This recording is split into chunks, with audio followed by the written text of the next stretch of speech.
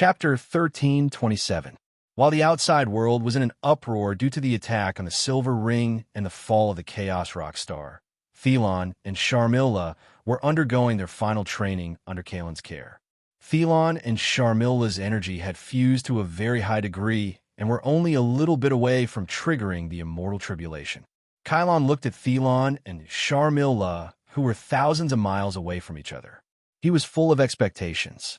When Thelon and Sharmilla reached the transcending tribulation stage, the Tion people would have 3 more transcending tribulation stage experts. This would definitely be a great boost for the Tion people. Just as Kylon was thinking about this, a space portal suddenly appeared behind him. Kylon was very alert and turned around. When he saw Qin Chuan walking out of the space portal, Kylon let out a sigh of relief. "Why are you here?" Kylon looked at Qin Chuan, who suddenly appeared, and smiled. "Speaking of which, I still have to thank you. Although I can use the Heavenly Lake to reach the transcending tribulation stage, Thelon and Sharmilla didn't have this opportunity. Now, the 3 of us can reach the transcending tribulation stage." Hearing Kalen's words, Qin Chuan couldn't help but look at the Millstone continent and asked, "How much more time do Thelon and Sharmilla need?" Because of Kylon and the other 2, Qin Chuan didn't take Pope Baudelaire with him. In Qin Chuan's opinion, if the 3 of them could successfully reach the transcending tribulation stage, then this force would be enough to support the Iki Nebula. Kylon thought for a moment and answered Qin Chuan's question. They need at most 2 or 3 days to try to trigger the immortal tribulation and reach the transcending tribulation stage.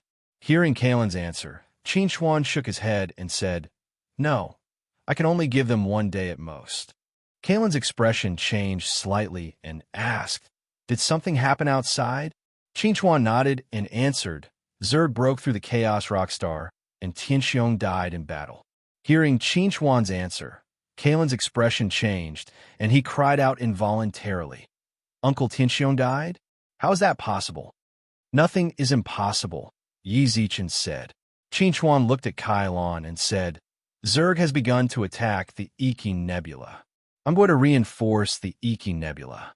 But if Thelon and Sharmilla's can't reach the transcending tribulation stage, then there's no need to bring them to the transcending tribulation stage. If Thelon and Sharmilla could reach the transcending tribulation stage, then bringing them to the Iki Nebula would be of some use. If they couldn't reach the transcending tribulation stage, then they would only be Unity stage overlords. Whether they went to the Iki Nebula or not wouldn't affect the overall situation." Hearing Qin Chuan's words, Kylon wanted to tell Thelon and Sharmilla the news, but he was worried that Thelon and Sharmilla's impatience would affect the progress. Qin Chuan saw Kalen's dilemma and said, "Let's just go with the flow. The immortal tribulation isn't like other lightning tribulations. It's still too dangerous." Kylon nodded and said, "That's the only way." In fact, Kylon was also a little worried. After all, the immortal tribulation was too terrifying. If Thelon and Sharmilla's mentality were affected because of this matter and they died under the immortal tribulation, then as their big brother, he would definitely feel guilty and blame himself for the rest of his life. Qin Chuan's arrival wasn't noticed by Thelon and Sharmilla. At this time, Thelon and Sharmilla were completely immersed in cultivation. They constantly sharpened their strength and wanted to reach the level of fusion as soon as possible. Qin Chuan and Kylon stood in the void and watched Thelon and Sharmilla's situation. If Thelon and Sharmilla couldn't trigger the immortal tribulation and reach the transcending tribulation stage in 1 day, then the 2 of them would leave. Time passed little by little. After more than half a day, Thelon suddenly looked up to the sky and roared. Immediately, the tribulation cloud rolled over. On the other side, under the influence of Thelon, Sharmilla also let out a cry and triggered the immortal tribulation. Seeing this scene, Kylon didn't feel relaxed at all. On the contrary, he was even more worried because it wasn't difficult to trigger the immortal tribulation with the help of the Millstone continent. The difficult thing was how to pass the immortal tribulation. Even though Qin Chuan controlled the power of the Law of Thunder, in the face of the extremely dangerous immortal tribulation, Qin didn't dare to rashly intervene. Everything depends on their own fate.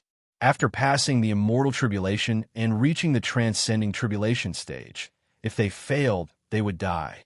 As the third prince and the 12th princess of the Tian people, Thelon and Sharmilla's talent was unquestionable. Therefore, they successfully passed the immortal tribulation. Thelon had 6 immortal tribulations, while Sharmilla had 7. When Thelon and Sharmilla successfully passed the immortal tribulation and reached the transcending tribulation stage, they immediately came to Kylon excitedly to report the good news. Then, they were very surprised to see Qin. Before Thelon and Sharmilla could greet Qin had already opened a space portal and said to them, "Let's go. We'll talk on the way." Hearing Qin's words, Thelon and Sharmilla were a little surprised, but they didn't ask much. They directly followed Qin into the space portal. On the way to the Iki Nebula, Thelon and Sharmilla finally learned from Qin what had happened during their cultivation. Tianxiong's death in battle was especially hard for Thelon and Sharmilla to accept. They had already experienced the pain of losing Heavenly King Oliver. They didn't expect to experience the pain of losing their uncle, Tianxiong. Damn that Zerg! Thelon's eyes were red. He gritted his teeth and said, "I must kill them all and tear them to pieces."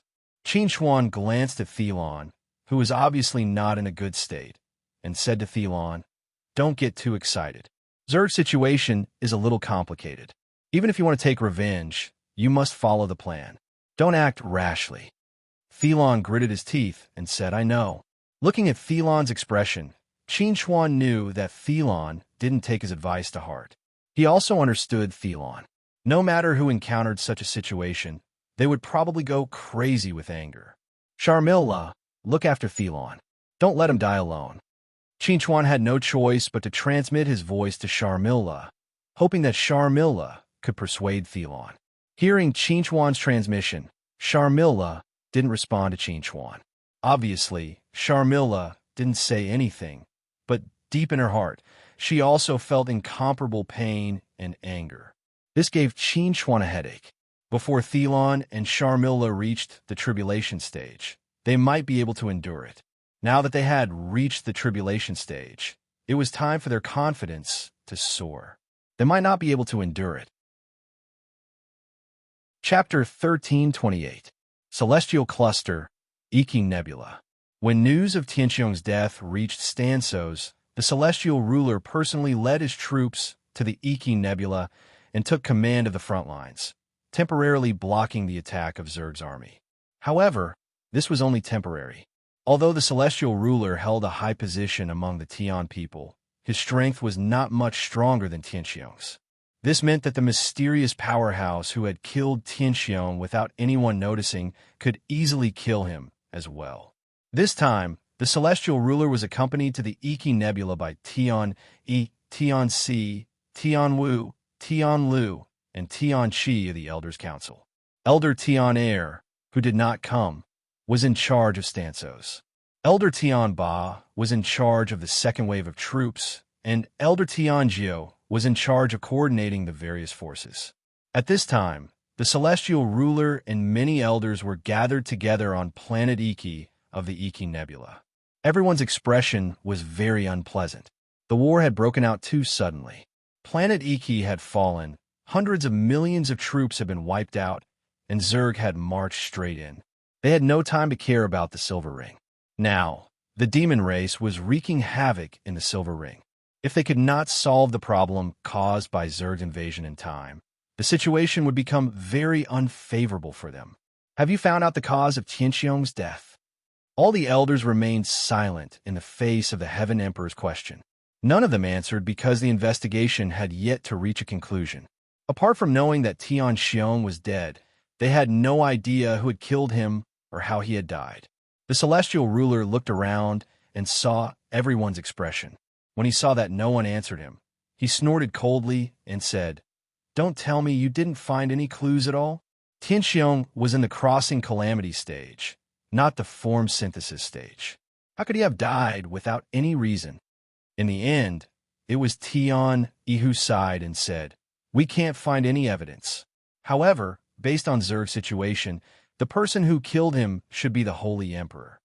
The celestial ruler's face darkened when he heard Tian Yi's words.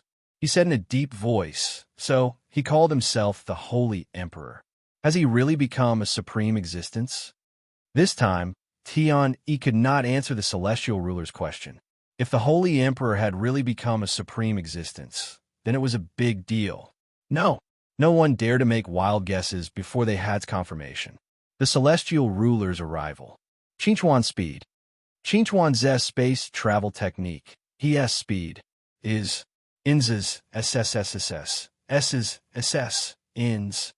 It's Qian, SSS sets, A, in S, Az's speed space, was S. Not long ago, Qinchuan had killed several supreme existences at the tribulation stage. He also killed the demigod Kasisna. His battle prowess could be said to be comparable to a demigod's. With Qinchuan's support, they felt a lot more at ease. Also, there's another piece of news. Qinchuan will go to the Millstone continent. He'll bring Kylon, Thelon, and Sharmilla over. However, they'll have to reach the tribulation stage first. Tianxi looked at everyone and said, if Kylon and the others can come back, then we'll have 4 more tribulation stage experts. We'll definitely be able to fight back against Zerg. Hearing Tianxi's words, everyone felt a little emotional. The new generation was replacing the old. They were still in the Unity stage, but Kylon and the others had already reached the Tribulation stage. When Qinchuan leaves the Dark Universe, he'll contact us again. At that time, we'll know the situation of Kylon and the others. Very good. This is indeed good news. The Sky Emperor was a little relieved. The gloominess caused by Tianxiong's death had also been dispelled a little. Rocky Star. Originally, Messy Rockstar was a chaotic place with no one managing it. Not long ago, Celestial Xiong had graced Messy Rockstar with his presence, causing the outlaws of Messy Rockstar to settle down for a period of time.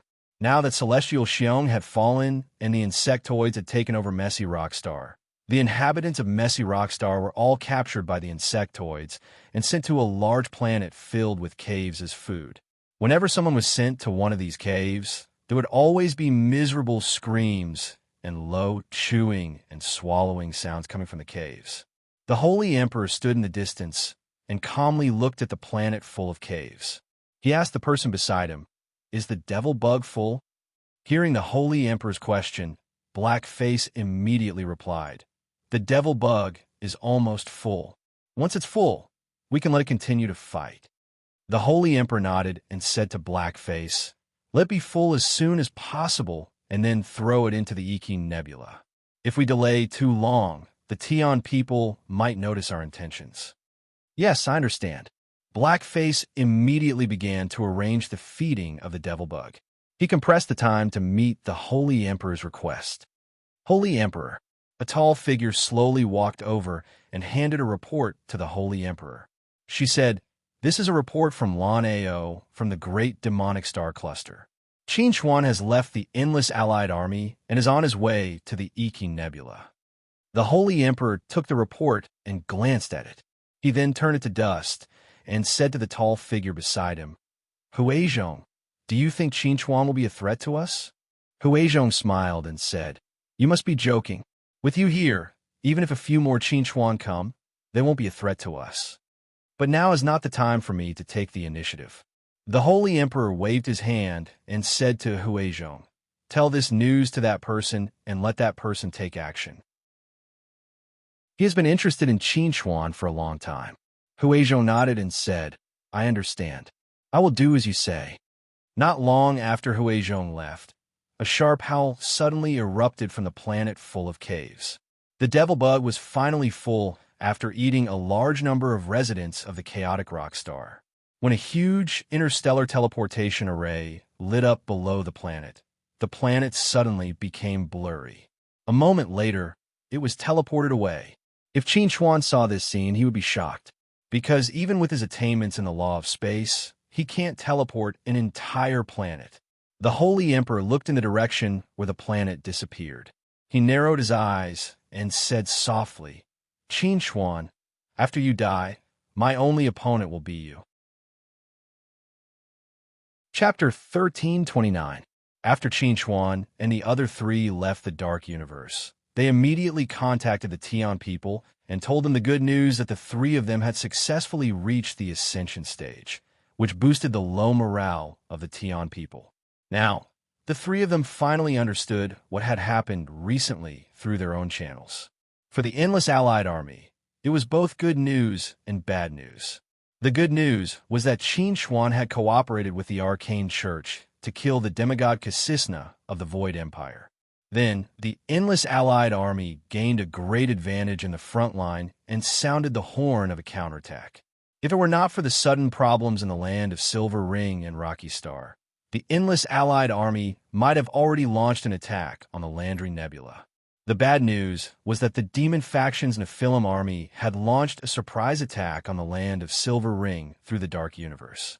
At the same time, Zerg had launched an attack on Rocky Star, killing the Tian people's Ascension Stage powerhouse, Tianxiong. Zerg had marched straight into the Iki Nebula. Qin Xuan and the others could not imagine that so many things had happened in the 2 months they had been away. When Qin Xuan and the others entered the Celestial Cluster and passed through the Io Nebula, Qin Xuan, who was opening a dimensional portal, suddenly stopped and turned his head to look to the north. The three of them noticed Qin Xuan's movement and turned their heads to look to the north. At first, they were wondering what Qin Xuan was looking at. Soon, a tall blue figure appeared within their range of perception. When they sensed the existence of the blue figure, Qin Xuan was a little surprised and asked Qin Xuan, "You've already sensed this person's existence?" Qin Xuan nodded and said, "You guys go first. He's here to find me." Hearing Qin Xuan's words, Qin Xuan hesitated and said, "The 4 of us will attack together. Let's end this quickly." Qin Xuan shook his head and said to Qin Xuan, "He's a demigod. There's no point in you guys staying here. Hurry back to the Iki Nebula. You guys go first. I'll catch up with you after I've dealt with him." Thelon frowned and said, "A demigod? Why is there another demigod?" Before this, they had never heard of such a demigod in the universe. "Let's go." Seeing that the blue figure was getting closer and closer, Qin Xuan had no time to explain too much to them. "Let's go first." Qin Xuan was a demigod, a demigod, a demigod, a demigod, a demigod, demigod, demigod, demigod, demigod, demigod. This feeling dealt a blow to Sharmilla's self-confidence. Originally, she thought that after advancing to the transcending calamity stage, she had become one of the top existences in this universe. If the ultimate existences did not appear, she would be one of the strongest. However, reality slapped her hard in the face. This made her realize that she was still not strong enough. Qin Xuan was helpless and said to Qin Xuan, "We'll keep going in this direction and wait for you to catch up with us." Qin Xuan nodded, his eyes fixed on the approaching blue figure. After Qin Xuan and the other 2 left, the blue figure finally came to a place less than a kilometer away from Qin Xuan. He slowly stopped and said to Qin Xuan in a low voice, "I thought you'd let them stay and help you deal with me." Hearing the blue figure's words, Qin Xuan took a deep look at him and asked, "Have we met somewhere before?" "Yes, we have." The blue figure looked at Qin Xuan and said indifferently, "When you reached the body fusion stage, I was watching you from above." "Sure enough, you were. I remember your eyes." Qin Xuan took a deep breath, and his expression gradually became somewhat solemn. The moment this blue figure appeared within his range of perception, he felt that it was extremely familiar. At this moment, when he heard the blue figure's words, he immediately recalled the face that had appeared in the tribulation clouds during the body fusion lightning tribulation. At that time, Qin Xuan had already realized that he and the face in the tribulation clouds would meet one day, and there would be a battle. However, he hadn't expected that this day would come at such a special time, and it would actually come at such a special time. "You're from Zerg's side?" Qin Xuan looked at the blue figure curiously, because the time the blue figure appeared was really special. There's no need to answer this question. The blue figure looked at Qin Xuan and said, "I'm pressed for time, so let's start the fight.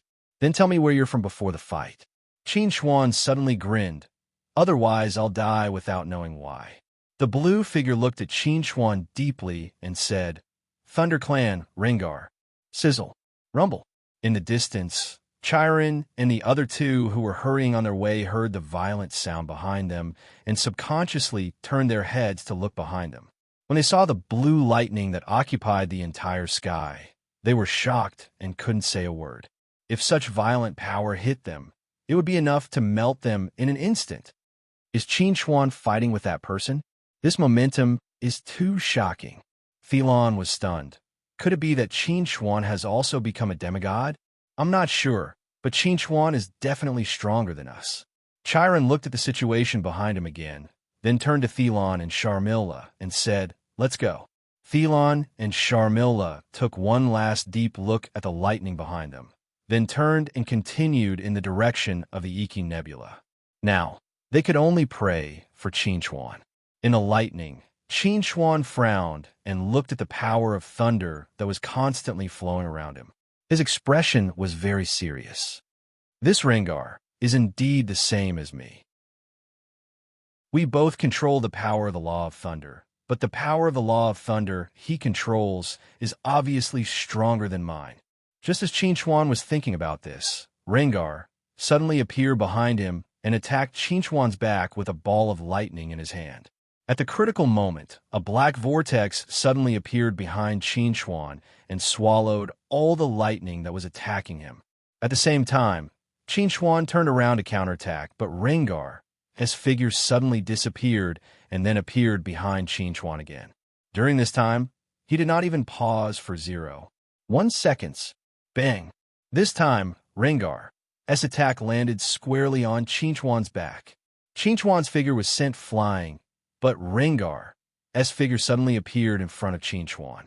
He raised his hand and violently punched Qin Xuan's abdomen. Bang! Bang! Bang! In just a short moment, Qin Xuan was attacked hundreds of times. Chapter 1330. Rengar fiercely punched Qin Xuan in the chest, sending him flying. At the same time, balls of lightning shot towards Qin Xuan from all directions, exploding the moment they hit Qin Xuan. Almost instantly, they severely injured Qin Xuan. Rengar stopped attacking. He looked at Qin Xuan, who was already covered in blood, and said indifferently, Any last words? Hearing Rengar's words, Qin Xuan slowly raised his head, grinned, and asked, Do you people like to talk so much nonsense before killing people? You don't really think that you have completely controlled the situation, do you? In the face of Qin Xuan's ridicule, Rengar was very calm, because he never cared about people who were about to die. He said to Qin Xuan indifferently, This is the thunder domain I created with the power of thunder. After integrating the law of thunder, no one in this domain can be my opponent. From the nascent soul stage until now, there are too many people who have died in my domain. You are not the first, and you will not be the last. Qin Xuan sighed and said, So this is the power of your domain. To be honest, I haven't been able to tinker with my own domain since the nascent soul stage because I have learned too many things. There is no way for me to specialize in one domain like you people. When he spoke up to hear, Qin Xuan suddenly chuckled and said, But you did remind me. Since this domain is constructed from the laws of lightning, then, as one of the controllers of the laws of lightning, can I control this lightning domain as well? Hearing Qin Xuan's words, Rengar sneered disdainfully and said, You think too simply. Before Rengar could finish his words, he suddenly stopped. This was because, under his gaze, Qin Xuan's figure was actually disappearing bit by bit. In the next moment, Qin Xuan's figure suddenly appeared behind Rengar. In his palm, Leifa shone with a dazzling light and hit Rengar's back, waking up Rengar, who was in shock. Bang! Rengar subconsciously turned around to counterattack Qin Xuan, but Qin Xuan's figure retreated like a ghost and pulled away in an instant. How can you control the thunder domain I created? Rengar stared at Qin Xuan, his face full of disbelief. He had always been used to controlling everything. Finally, for the first time, he panicked. Facing the panicked Rengar, Qin Xuan smiled and asked, You seem very surprised? Rengar was of course surprised and even furious. For a long time, Rengar, the Thunder Domain had been like his home, private domain. But now, Qin Xuan had directly occupied his home, his private domain. Answer my question. Rengar was furious. He tried to control the Thunder Domain and cut off Qin Xuan's control of the Thunder Domain, but he couldn't do it. Right now, Qin Xuan was like his half-brother, living in his house. Even if he wanted to, he couldn't chase him away. The angrier Rengar was, the more relaxed Qin Xuan was, and the more he felt that his decision was very wise. When Rengar used the power of the Thunder Domain to beat him up, he wondered if he could use the power of the Thunder Law to turn the tables. Although he failed in his initial attempt, when he used the power of the Void, he succeeded easily as expected. If he couldn't win, he would join. It was such a simple principle. Qin Xuan's figure disappeared again. When Rengar saw this, he immediately hid his figure in the Thunder Domain. At this time, Qin Xuan and Rengar both used the power of the Thunder Domain to block each other's perception. It was like playing hide-and-seek silently. Time passed little by little. Rengar, who had always been extremely irritable, gradually couldn't hold back the irritation in his heart. He wanted to take the initiative to attack, but according to his judgment, Qin Xuan could be hiding in two places. He only had one chance to attack. If he made a wrong choice, he might immediately be counterattacked by Qin Xuan. Rengar had always been a person who would rather make mistakes than do nothing. So at this moment, he chose to take the initiative to attack. Rengar was like a lion on the hunt. He quickly attacked. He crossed 1,000 miles in one step and suddenly appeared in a point in the Thunder Domain. He held a huge blue war hammer and smashed it at that point. Bang! Under the bombardment of the blue war hammer, the Thunder Domain was immediately penetrated. The terrifying power swept in all directions. Kacha! Kacha! Under the power of this hammer, the Thunder Domain was actually shattered. This is your demigod power, right? Behind Rengar, Qin Xuan looked at the war hammer in Rengar's hand that was formed by the demigod power. His expression was slightly subtle. Rengar's attack just now almost hit him. If he was hit by this hammer, even if he didn't die, he would be crippled. Rengar slowly turned around. He looked at Qin Xuan with a malicious gaze and said coldly, "This is the first time my Thunder Domain has been shattered by someone. And the person who shattered my Thunder Domain is actually me." Hearing Rengar's words, Qin Xuan smiled and said, "This is probably the legendary I hammer myself." Boom! The war hammer in Rengar's hand fiercely bombarded the place where Qin Xuan was standing, directly shattering that space into pieces. A strong suction force erupted from the black hole, but it couldn't move Rengar at all. Long before Rengar attacked, Qin Xuan had already sensed that something was wrong and dodged. He looked at the grumpy Rengar and said with a smile, "Don't be so agitated. Can't we have a good chat?" However, the calmer Qin Xuan was, the angrier Rengar was. Since his rise, he had always been an extremely powerful existence. No matter who his opponent was, he had never lost, let alone been looked down upon like this. So, today, he must hammer Qin Xuan to death. Kill! Rengar roared and brazenly threw the war hammer in his hand at Qin Xuan. When Qin Xuan dodged again, Rengar instantly approached Qin Xuan like a bolt of lightning. An extremely terrifying thunderous force suddenly erupted from his body and hit Qin Xuan, causing the universe to tremble. This time, Rengar used more than 50% of his demigod power. He believed that even if Qin Xuan's body was made of the strongest metal in the universe, it would still be shattered. However, when he saw Qin Xuan's figure turn into a bolt of lightning and disappear under the bombardment of the demigod power, Rengar's expression suddenly froze. "No way, no way. Don't tell me you didn't see that it was just my doppelganger?" Qin Xuan's slightly annoying voice sounded behind Rengar, causing Rengar to lose control of his emotions on the spot. Chapter 1331. Now, Rengar regretted it very much. He didn't know why he gave Qin Xuan time to say his last words. If he had directly killed Qin Chuan, then he wouldn't have to suffer this kind of torture. The happier Qin Chuan was, the more indifferent he was, the more the anger in Rengar. His heart surged like an active volcano, ready to erupt at any time. Only by killing Qin Chuan and tearing Qin Chuan into pieces could Rengar's anger be slightly alleviated. On the other side, Qin Chuan seemed to be able to see Rengar's body constantly accumulating and suppressing the flames of anger.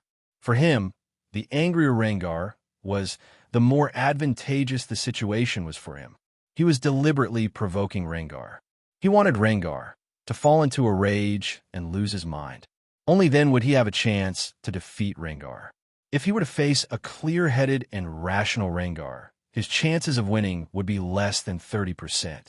But if he were to face a Rengar who had lost his mind, his chances of winning would increase by at least 20%. Therefore, he had to make Rengar even angrier. Hey, big guy, I have some understanding of your Thunder Clan. Why have I never heard of you? You shouldn't be an abandoned child, right? Qin Chuan looked at Rengar curiously, as if he was really curious about Rengar's background. However, Qin Chuan didn't know that his words could be said to have poked Rengar's sore spot. Rengar was indeed an abandoned child of the Thunder Clan. Because he was an illegitimate child, he couldn't obtain the approval of the Thunder Clan. Therefore, he was expelled from the Thunder Clan very early on and had been wandering outside. It was also because of these tragic early years that Rengar thirsted for power, which led him to this day, step by step. In Rengar's plan, he would come to the Thunder Clan as a supreme existence and make those who had bullied and humiliated him in the past all pay a painful price. But the appearance of Qin Chuan caused some unforeseen events to occur in his plan. When Qin Chuan was crossing the Thunder Tribulation, Rengar, who was in seclusion, sensed Qin Chuan's existence. He wanted to use the Thunder Tribulation to kill Qin Chuan, but things didn't develop as he expected. The Thunder Tribulation couldn't kill Qin Chuan, so Rengar wanted to do it himself. However, at the last moment of the tribulation, Qin Chuan used the runic sword to stab him. He spent a lot of time and energy, but he couldn't recover from the injuries caused by the runic sword. It wasn't until the Sage Emperor found him and helped him recover that he was able to appear and find Qin Chuan. Rengar knew that the Sage Emperor helped him because he wanted to use him to deal with Qin Chuan. Rengar didn't feel disgusted because in his plan, once he recovered from his injuries, he would immediately find trouble with Qin Chuan. Since the Sage Emperor's plan was the same as his, he didn't mind doing the Sage Emperor a favor. Therefore, Qin Chuan must die. When he heard that Qin Chuan guessed his identity as an abandoned child, Rengar became even more determined. If Qin Chuan continued to live, then there was no meaning in him becoming a supreme existence. Asterisk crackle. Asterisk Rengar didn't want to have any more words with Qin Chuan. He planned to directly attack. When Rengar swung his lightning whip at Qin Chuan dodged while asking, "You're using a whip to whip people? Do you have any special hobbies?" Rengar ignored Qin Chuan and only attacked. However, Qin Chuan was like a chatterbox, constantly nagging. "Hey, why are you so irritable? Can you calm down a little? Let's talk about the illegitimate child, okay? Whose illegitimate child are you? Why doesn't your father want you anymore? Is it because you grew too fast and ate too much, so he can't afford to raise you? Why are your eyes red? Did you not sleep well last night?" Rengar didn't feel good as he listened to Qin Chuan's words. He was about to go crazy. "Do you think you're like a dog? A stray dog?" Qin Chuan had keenly noticed that Rengar was particularly concerned about the illegitimate child. The more Rengar cared about it, the more Qin Chuan wanted to incite Rengar in this regard. Although it felt a little cheap and a little talkative, in order to win, Qin Chuan didn't care about whether this method was despicable or not. That's enough. When Qin Chuan stabbed Rengar in the heart again, Rengar finally couldn't hold back the anger in his heart. He roared and released all of his demigod power, vowing to crush Qin Chuan into pieces. When he saw Rengar release a large amount of demigod power, Qin Chuan's eyes suddenly lit up and he quickly retreated. However, Although Qin Chuan retreated quickly, Rengar's attack came even faster. In the blink of an eye, the demigod power surged in front of Qin Chuan and hit Qin Chuan. However, the moment the demigod power hit Qin Chuan's body suddenly erupted with the power of the law of thunder and the power of the void. Rumble. The roar of thunder resounded through the world, and a terrifying power swept in all directions. In the shattered space, a huge ball of lightning was constantly jumping, exuding a heart-palpitating pressure. Qin Chuan was in it with his eyes closed, as if he was sleeping, but also as if he was comprehending something. In the distance, Rengar looked at the scene in front of him, and his eyes were about to pop out. He didn't expect that his all-out attack would not only fail to kill Qin Chuan, but it would also help Qin Chuan. Rengar was furious when he saw the demigod power gathering around Qin Chuan being offset bit by bit. This damn bastard, what method did he use? Rengar was furious, but more than that, he was deeply afraid. He had never met an opponent as difficult to deal with as Qin Chuan. Such a strange opponent. The power of a demigod would definitely have a crushing effect on an ordinary tribulation stage cultivator. However, against Qin Chuan, it was as if Rengar's demigod power had met its nemesis. It was almost useless. It's the law of thunder. He's using the law of thunder to offset my demigod power and even absorb it. Finally, Rengar understood everything. Rengar's demigod power came from the law of thunder, and Qin Chuan also controlled the law of thunder. When he used the demigod power evolved from the law of thunder to attack Qin Chuan, it was equivalent to using a basin of water to splash another basin of water. It couldn't cause any harm to the other basin of water, and instead, it would increase the volume of the other basin of water. It was like feeding the enemy. Chapter 1332. Just as Rengar had thought, Qin Chuan was borrowing the power of the law of lightning and void energy to offset the demigod's power that Rengar had released. At the same time, he was also attempting to absorb and control this demigod's power. However, this was also a choice that Qin Chuan was forced to make. If he didn't choose this method to offset Rengar's demigod's power as much as possible, then he definitely wouldn't be a match for Rengar. Qin Chuan had been provoking Rengar with his words and infuriating him so that Rengar would spare no effort to release all the demigod's power in order to kill him. In this way, even if Rengar realized that this was a trap, it would be useless. Fortunately, Rengar's demigod's power was evolved from the law of thunder. Otherwise, Qin Chuan really wouldn't know how to deal with Rengar. However, although Qin Chuan had already planned everything, he still felt very strenuous and even a little dangerous when facing the attack of Rengar's demigod's power. However, he had already expected this, so Qin Chuan didn't panic at all when facing the encirclement of the demigod's power. It's still too strenuous to rely on my own ability to offset the demigod's power. With my power of the void, I can't support it until I've offset or digested all the demigod's power. Qin Chuan frowned. He needed a way to help him share the pressure. Just as Qin Chuan was thinking about this, the little armored dragon suddenly drilled out of Qin Chuan's forehead. At this time, the little armored dragon's body was bare, and it looked a little dispirited.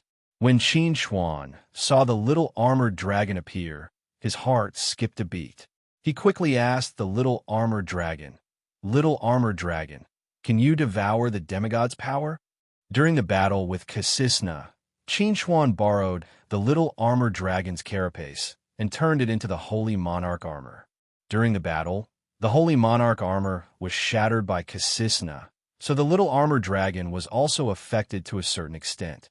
It had been recuperating in Qin Chuan's body. Now, the little armored dragon suddenly appeared because it was attracted by the demigod's power. The little armored dragon had a premonition that if it could devour the demigod's power, not only could it regrow its carapace, but it would also make its carapace stronger. "I want to eat it." The little armored dragon unreservedly expressed its desire for the demigod's power to Qin Chuan. Upon hearing the little armored dragon's power's response, Qin immediately sent a small portion of the demigod's power to the little armored dragon. The little armored dragon opened its mouth and swallowed the demigod's power, chewed hard, and digested it. After Qin success, the little armored dragons, and after digesting this portion of the littles more. The little armored dragon roared at Qin. It was eager to devour more demigod power. Qin was overjoyed when he saw this. He immediately sent more demigod power to the little armored dragon.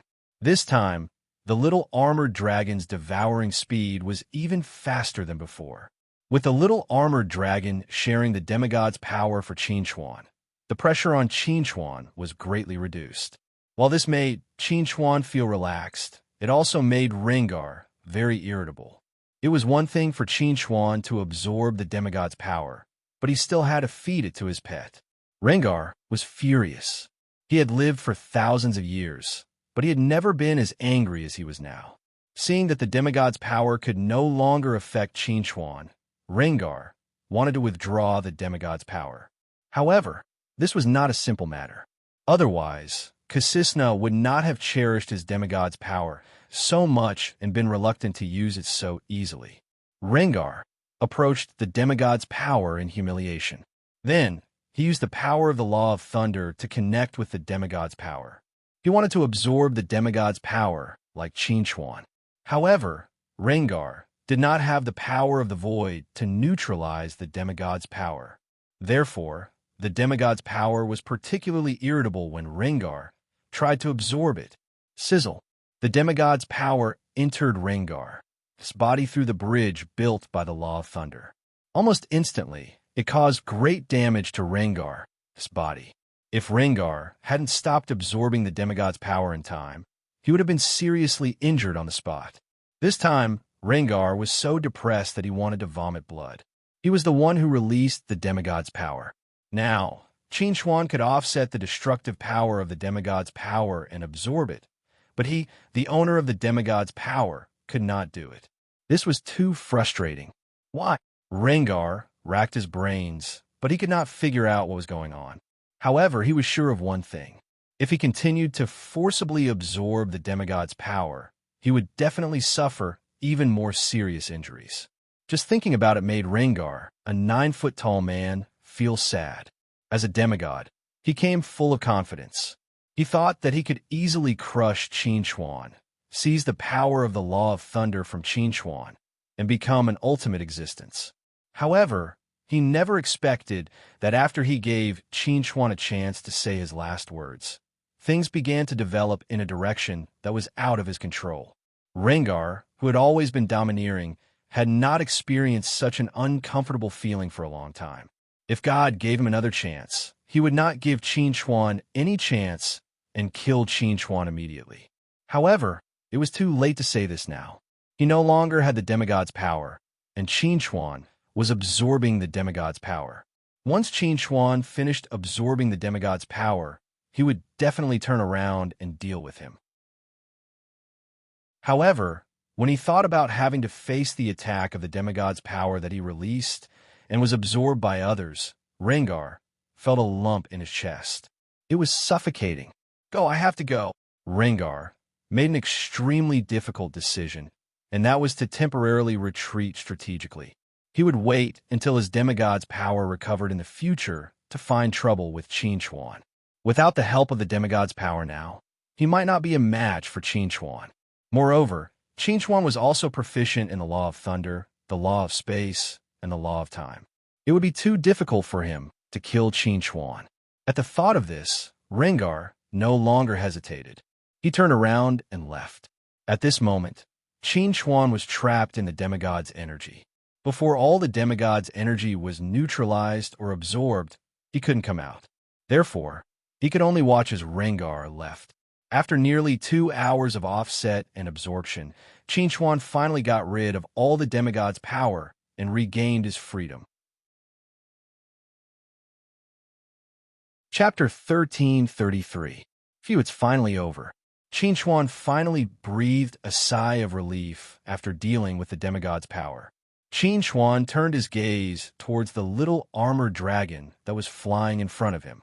When he saw the shell that was gradually growing on the little armored dragon's body, he heaved a sigh of relief in his heart.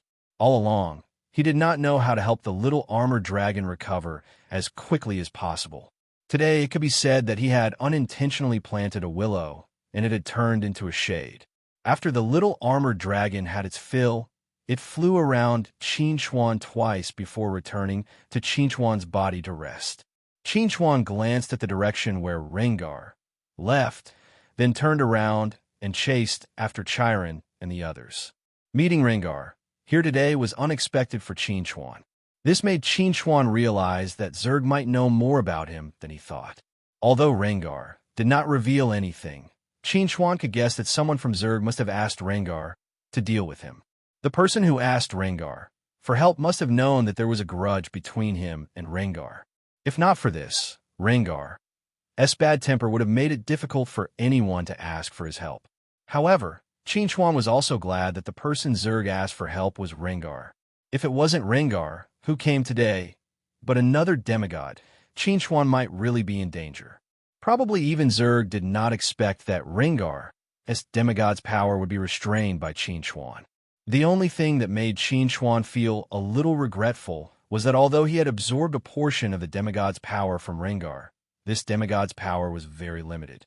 It could only be used once, and it could not be recovered. So Qin Chuan had to think carefully about how to use the demigod's power that could only be used once.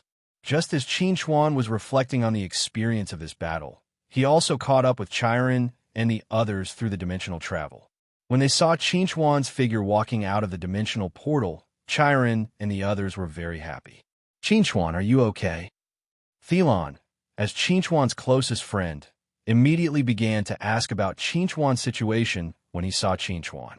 Qin Chuan smiled and said, I'm fine. Sharmila asked again, what about that guy? Did you kill him? Hearing Sharmila's question, Chiron and Thelon were very curious. After all, that was a demigod. The last time Qin Chuan could kill a demigod, it was because of the help of the arcane church. This time, if Qin Chuan could kill a demigod alone, it meant that Qin Chuan's combat power was second only to that of the ultimate existences. Qin Chuan shook his head and replied, I didn't kill him. We stopped here. Qin Chuan thought for a moment and felt that this description was more appropriate. If he had to be specific, it would probably be because he was weaker and couldn't do anything to Rengar. Rengar had used all of his demigod power and still couldn't kill him, so he could only retreat temporarily.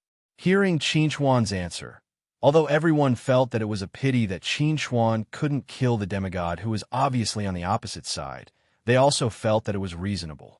If Qin Chuan could really kill a demigod alone, then Qin Chuan's growth rate was a little too fast. Although you didn't kill that demigod, you were able to escape and scathe from that demigod. That's already very impressive. Thelon looked at Qin Chuan and couldn't help but feel emotional. He felt that the gap between himself and Qin Chuan was getting bigger and bigger. Hearing Thelon's words, Qin Chuan didn't know what to say because he was purely lucky to be able to escape and scathe from Rengar. Let's not talk about this and continue on our way. Although Qin Chuan had just experienced a battle, in fact, he didn't expend much energy and could continue on his way.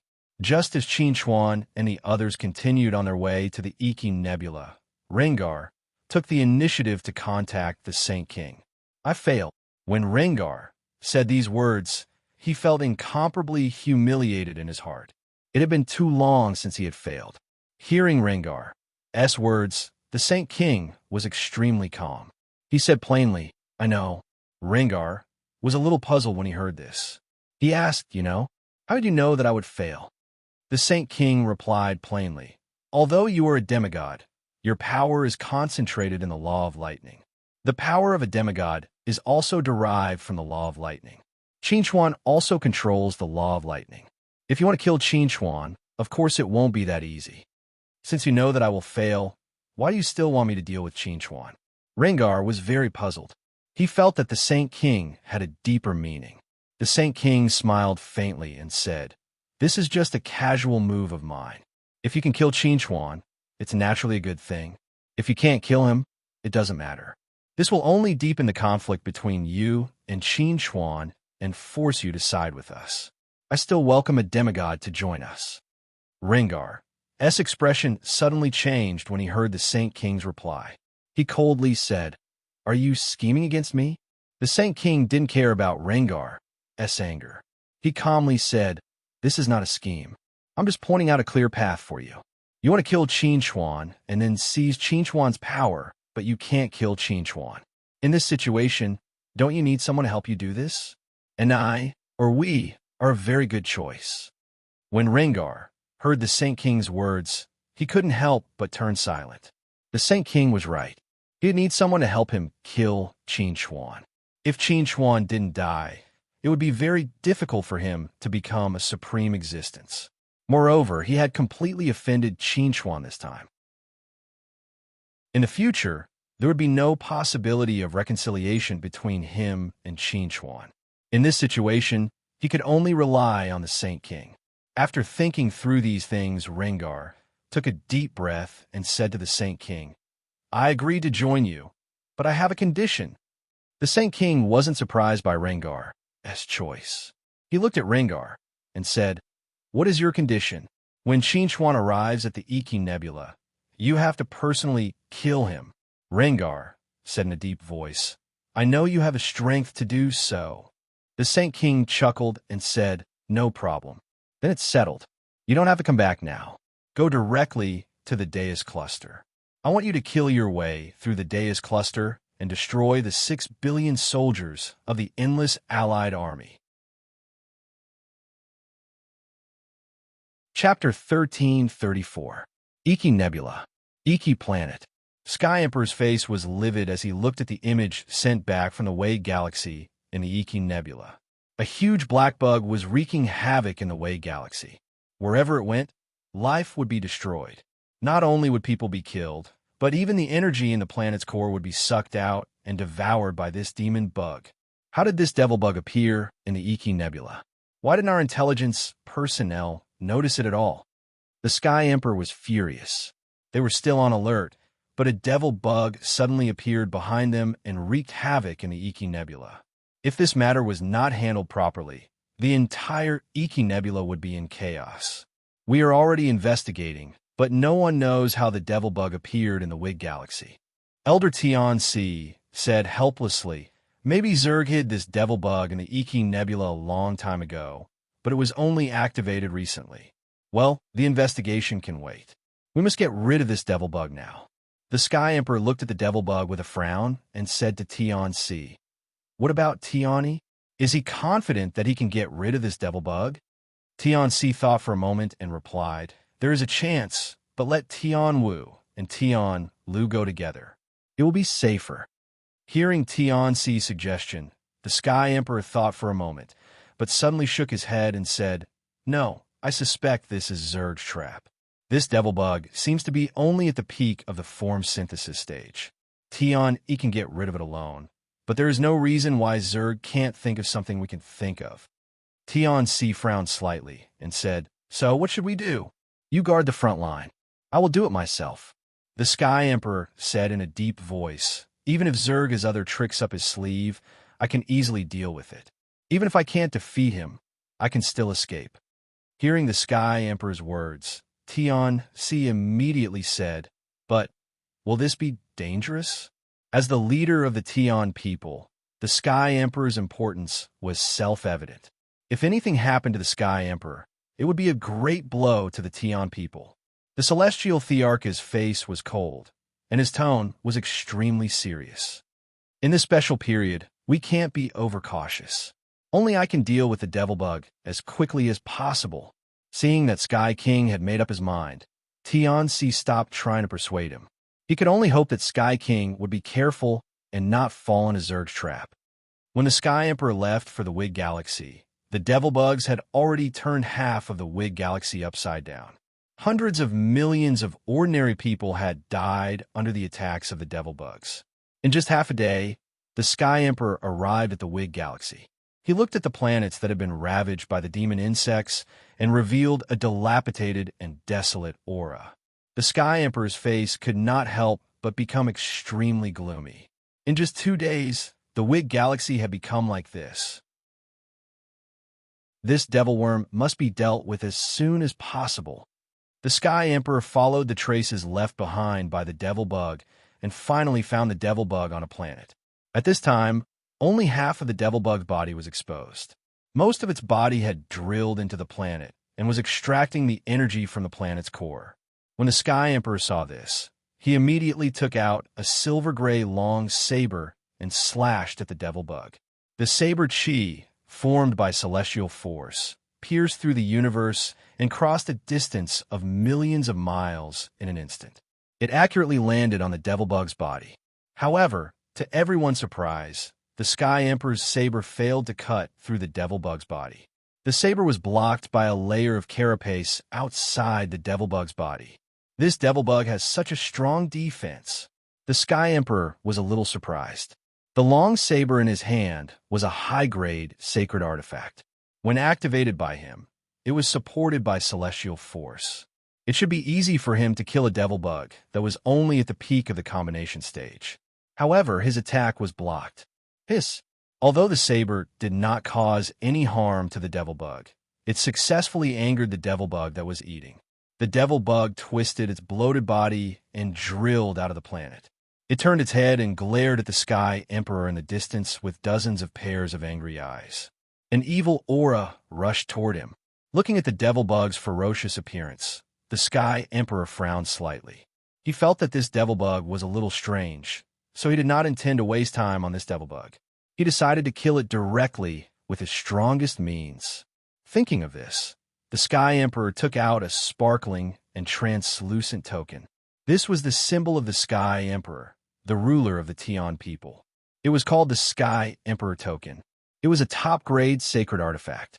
Like Qinchuan's heavenly demon seal, it was only one step away from becoming a divine artifact. As the symbol of the ruler of the Tian people, the Sky Emperor token had a strong offensive power in addition to its own significance. By the order of the Sky Emperor, the devil bug shall be killed. As the Celestial Emperor's dignified voice resounded through the universe, the Celestial Emperor token suddenly emitted a hazy light.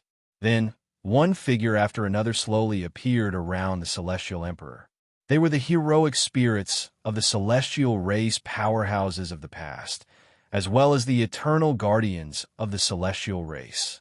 When the dozens of figures appeared around the Sky Emperor said in an extremely serious tone, "Heroic spirits, please kill the devil bug." Whoosh! After hearing the Sky Emperor's words, the dozens of heroic spirits directly attacked the devil bug. Some of them used weapons, and some of them were barehanded.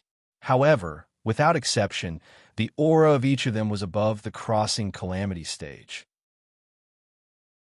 In the face of the attacks of these dozens of heroic spirits, the devil bug could do nothing but twist its bloated body and hiss.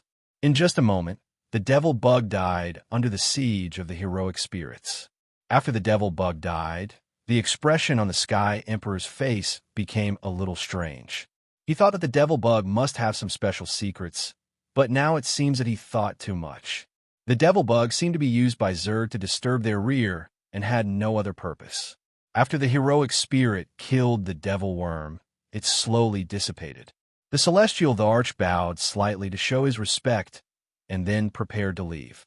At this moment, two figures suddenly flew out of the devil worm's corpse and headed straight for the celestial Arch. Dong! A huge silver-white shield suddenly appeared in front of the Sky Emperor, blocking the attack of the two figures.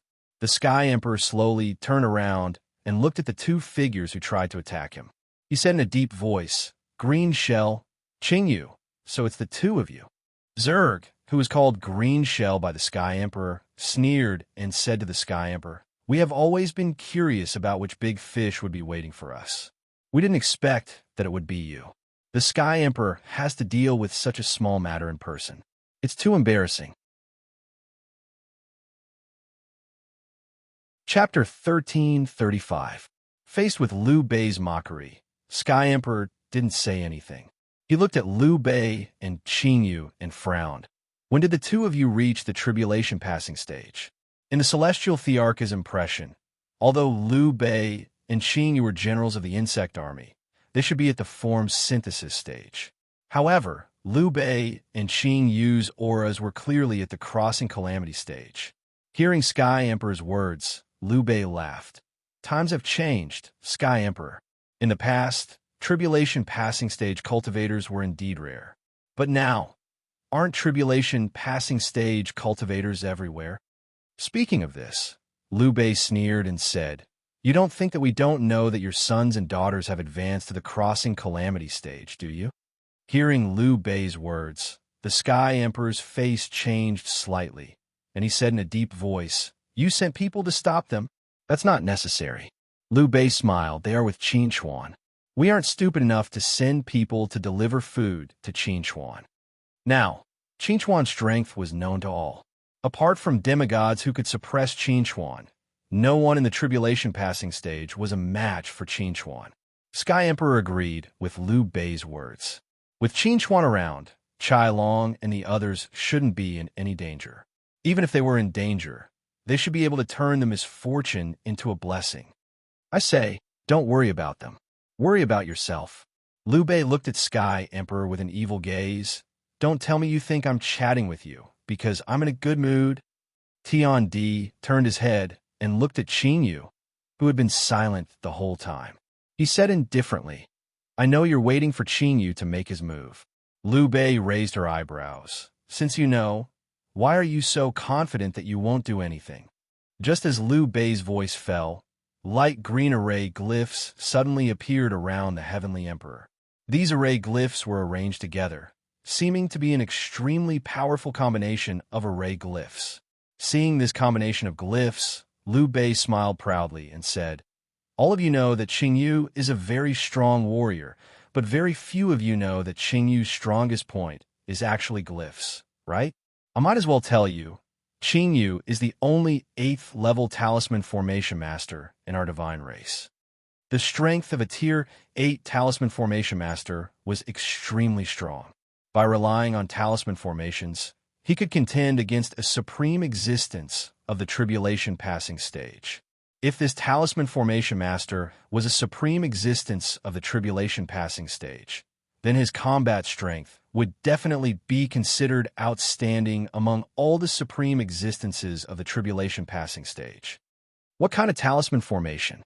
The Heavenly Emperor was also considered to be experienced and knowledgeable, but this was his first time seeing this talisman array combination. This talisman formation combination is called the Azure Universe Formation. Qingyu, who had been silent all this while, suddenly opened his mouth and said in an extremely stiff tone, "This is a combination of talisman arrays that I developed on my own. It's a trap array. However, the Qingyu formation can not only trap enemies, but also release a kind of mucus to erode the trapped people. Even a supreme existence in the tribulation stage will be eroded into a pile of bones in 10 days.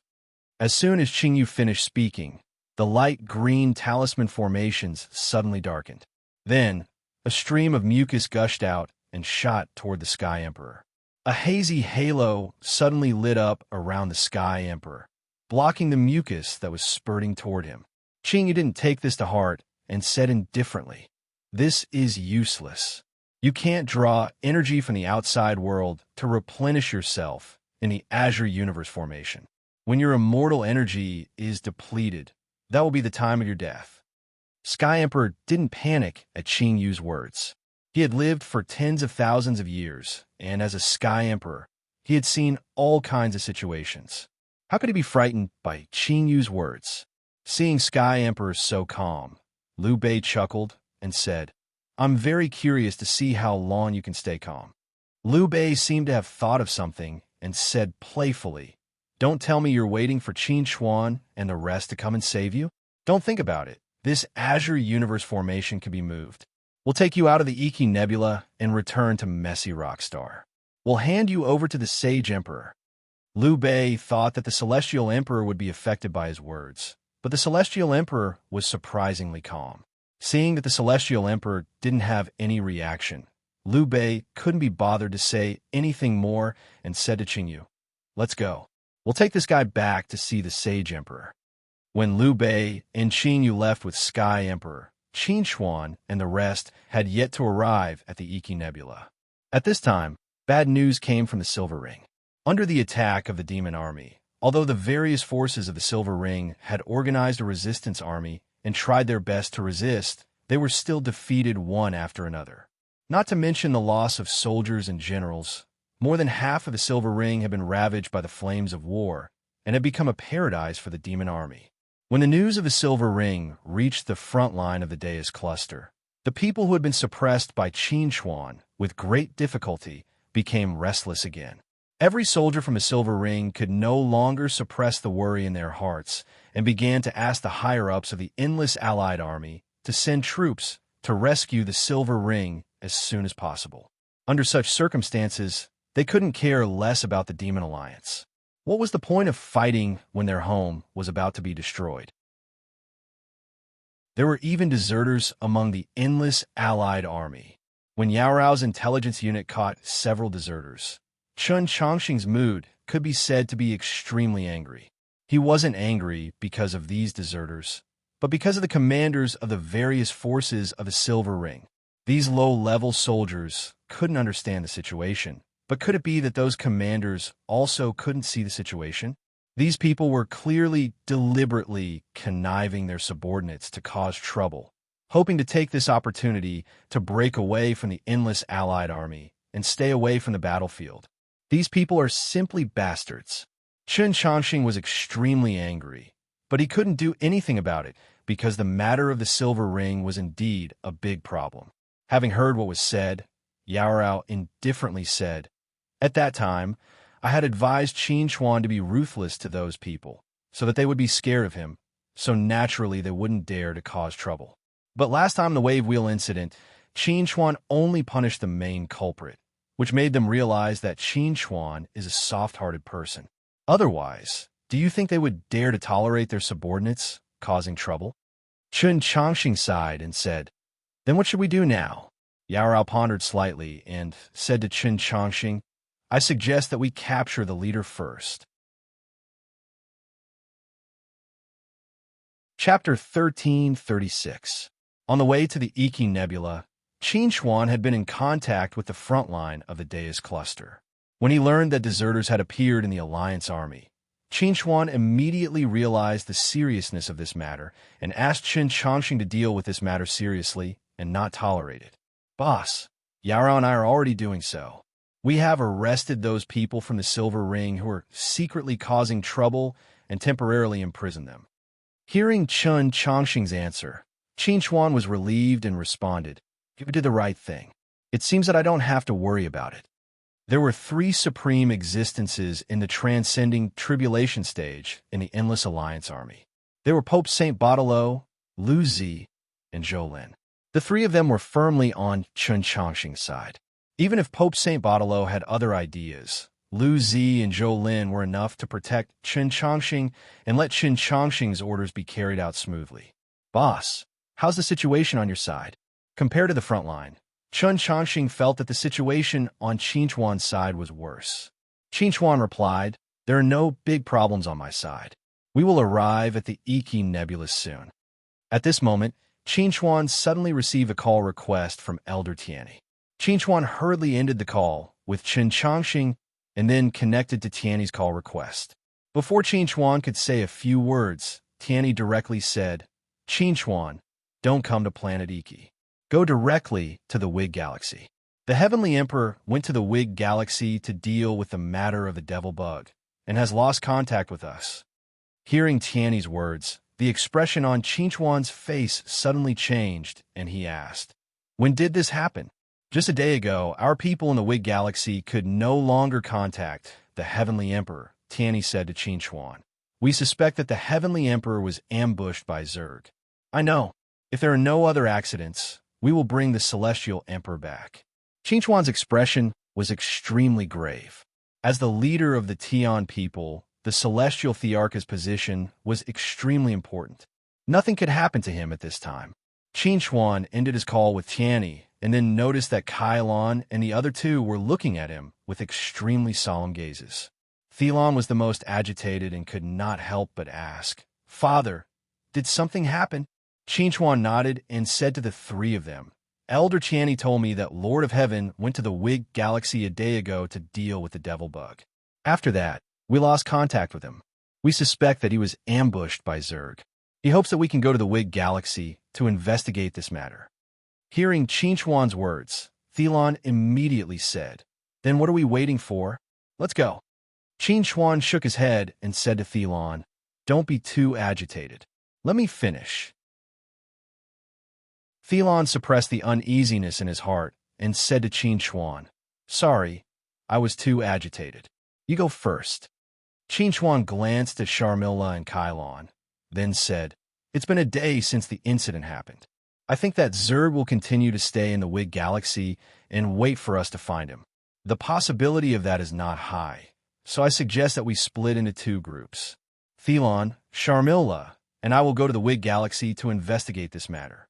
Kailon, you will follow the route from the Wig Galaxy to Rubble Star and search for any traces that the other party might have left behind. If you find anything, don't act rashly. You must inform us immediately and wait for us to arrive before taking action." Qin Chuan knew that it was dangerous for Kailon to search for traces of Zerg along the way alone, but he could only let Kailon do this alone because both Thelon and Sharmila were too impulsive. He was worried that once they found traces of Zerg, Thelon and Sharmila would not be able to resist immediately and make things worse. After hearing Qin Chuan's words, Kailon immediately understood what Qin Chuan was thinking. He nodded and said, "I'll be careful." After Kailon left, Thelon looked at Qin Chuan with a complicated expression and asked, "Qin Chuan, do you think that I'm an irresponsible person?" Qin Chuan looked at Thelon and shook his head. "You're overthinking it. Let's go." Without waiting for Thelon to say anything, Qin Chuan directly opened a space portal and headed towards the Wig Galaxy. In space, Green Shell and Qingyu were moving towards Rubble Star at a moderate speed. Between the two of them was Sky Emperor, who was trapped in the Qingyu Great Formation. Although he was a prisoner, Sky Emperor's expression was extremely calm. He did not seem like a person who had no choice. It's been a day. The Tian people should have realized that something is wrong with Sky Emperor. Liu Bei glanced at Qingyu, then turned her gaze to the surroundings, as if looking for traces of the Tian clan people. Qingyu nodded and said indifferently, "It's useless even if they find out. No one can break my Qingyu Great Formation." Qingyu paused for a moment and then added, "Except for myself." Liu Bei chuckled and said, I know. You're the strongest talisman formation master in the universe. Even that fellow Qin Chuan's attainments in the Tao of talisman formations are absolutely inferior to you." Ever since Qin Chuan's level increased, he rarely continued to fight with talisman formations. Therefore, almost everyone thought that Qin Chuan's talisman formation Tao was still at the 7th level. Who would have thought that Qin Chuan would become the second person after you to reach the spirit focus stage? For others, the limit of a talisman formation master might be the 8th level, but for Qin Chuan, there were 9 levels above it. However, a talisman formation master of the 8th level was extremely rare in the universe. It was even rarer than the supreme beings of the tribulation stage. It was no wonder that Qingyu was so arrogant and conceited, thinking that no one could break his Qingyu Great Formation. While Green Shell and Qingyu were moving forward, Kalen's figure was rapidly moving hundreds of thousands of miles behind them. However, Kailon was very careful along the way. He didn't forget to hide his figure and presence at all times, trying his best not to attract anyone's attention. A day later, Kailon finally discovered Green Shell and Qingyu. At the same time, he also saw Sky Emperor imprisoned in the Qingyu Great Formation. At that time, he almost rushed out impulsively. Fortunately, he calmed down in time and told Qin Chuan about his discovery. He hoped that Qin Chuan could use spatial travel to rescue Sky Emperor as soon as possible. After receiving Kalen's news, Qin Xuan immediately used spatial travel to the coordinates sent by Kylon with Thelon and Sharmilla. Kylon, who was monitoring Green Shell and Qingyu, didn't know that Qingyu had already discovered him. Chapter 1337. Liu Bei secretly looked behind her and said to Qingyu, "That guy hasn't made a move yet. He's probably waiting for reinforcements." Qingyu lightly nodded and transmitted his voice. "The only person who can reach here before we return to Chaotic Rockstar is Qin Xuan, who has mastered the art of spatial travel." It was no longer a secret that Qin Xuan had mastered the art of teleportation. Furthermore, with the Heavenly Emperor being captured by them, as long as the Tian clan was not stupid, they would definitely send their strongest people to chase after them. Obviously, Qin Xuan was the best choice. Liu Bei chuckled and sent a voice transmission to Qingyu. "I'm really looking forward to the scene when I see Qin Xuan." It said that he instantly killed Guru back then. Qingyu snorted. "Guru is just a piece of trash." This time, Qingyu didn't say anything because he could sense that Qin Xuan, Thelon, and Sharmilla had already appeared. Since the fish had taken the bait, there was no need to continue. Liu Bei and Qingyu had known each other for many years. Qingyu's reaction made Liu Bei realize that Qin Xuan and the others were already here. While Liu Bei was thinking about this, Qin Xuan's group of 3 had already met up with Chilon. Then, they used spatial movement to arrive before them, blocking their path. Seeing Qin Xuan and the other 2 walking out of the spatial portal, Liu Bei's face revealed an exaggerated expression of fear. She loudly shouted, "Wow, the pursuers of the celestial race are here. It's really scary." Qingyu glanced at Liu Bei, whose acting was too exaggerated and didn't want to sleep with her. His gaze was indifferent as he stared at Qin Xuan. "You must be Qin Xuan, right?" Qin Xuan did not immediately answer Qingyu's question. He first took a serious look at the Qingyu Great Array that imprisoned the Heavenly Emperor, and he said in surprise, "I didn't expect that there would be such a powerful talisman array master in your insect race." As he spoke, Qin Xuan looked at Qingyu and said, "Just now, I sensed an extremely strong mental strength discovering us. It should be you." Qingyu frowned at Qin Xuan's words and asked, "When did you find out that I found you?" "That's not important. What's important is that if you have any hidden moves, you can use them now." Qin Xuan looked around and said, "I didn't see anyone ambushing around here. Are you sure it's just the 2 of you?" "The 2 of us are enough to deal with you." Liu Bei chuckled, appearing very relaxed. He might not be strong enough and did not have the qualifications to go head-to-head with Qin Xuan, but Qingyu definitely had the qualifications.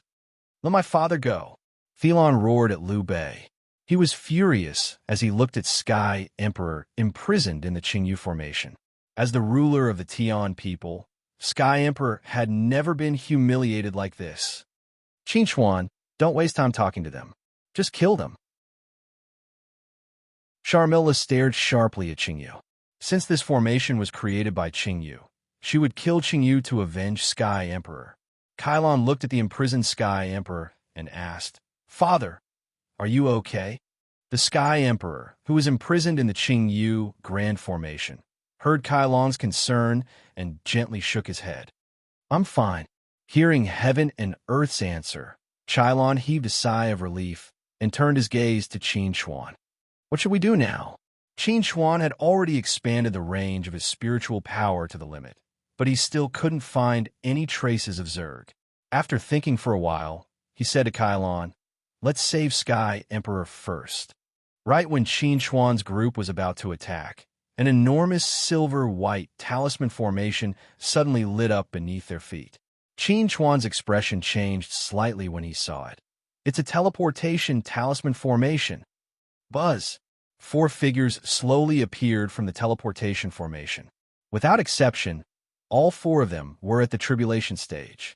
Qin Xuan and the others' expressions changed when they saw the 4 figures appear. Zerg really had a backup plan. "Are you surprised? Are you surprised?" Liu Bei looked at Qin Xuan with a smile. Her face was full of pride after her plan succeeded. Qin Xuan completely ignored the smiling Liu Bei. He looked at Qingyu and asked, "How did you inscribe the formation in an instant?" No matter how strong a formation master is, there should be spiritual power fluctuations when inscribing the formation.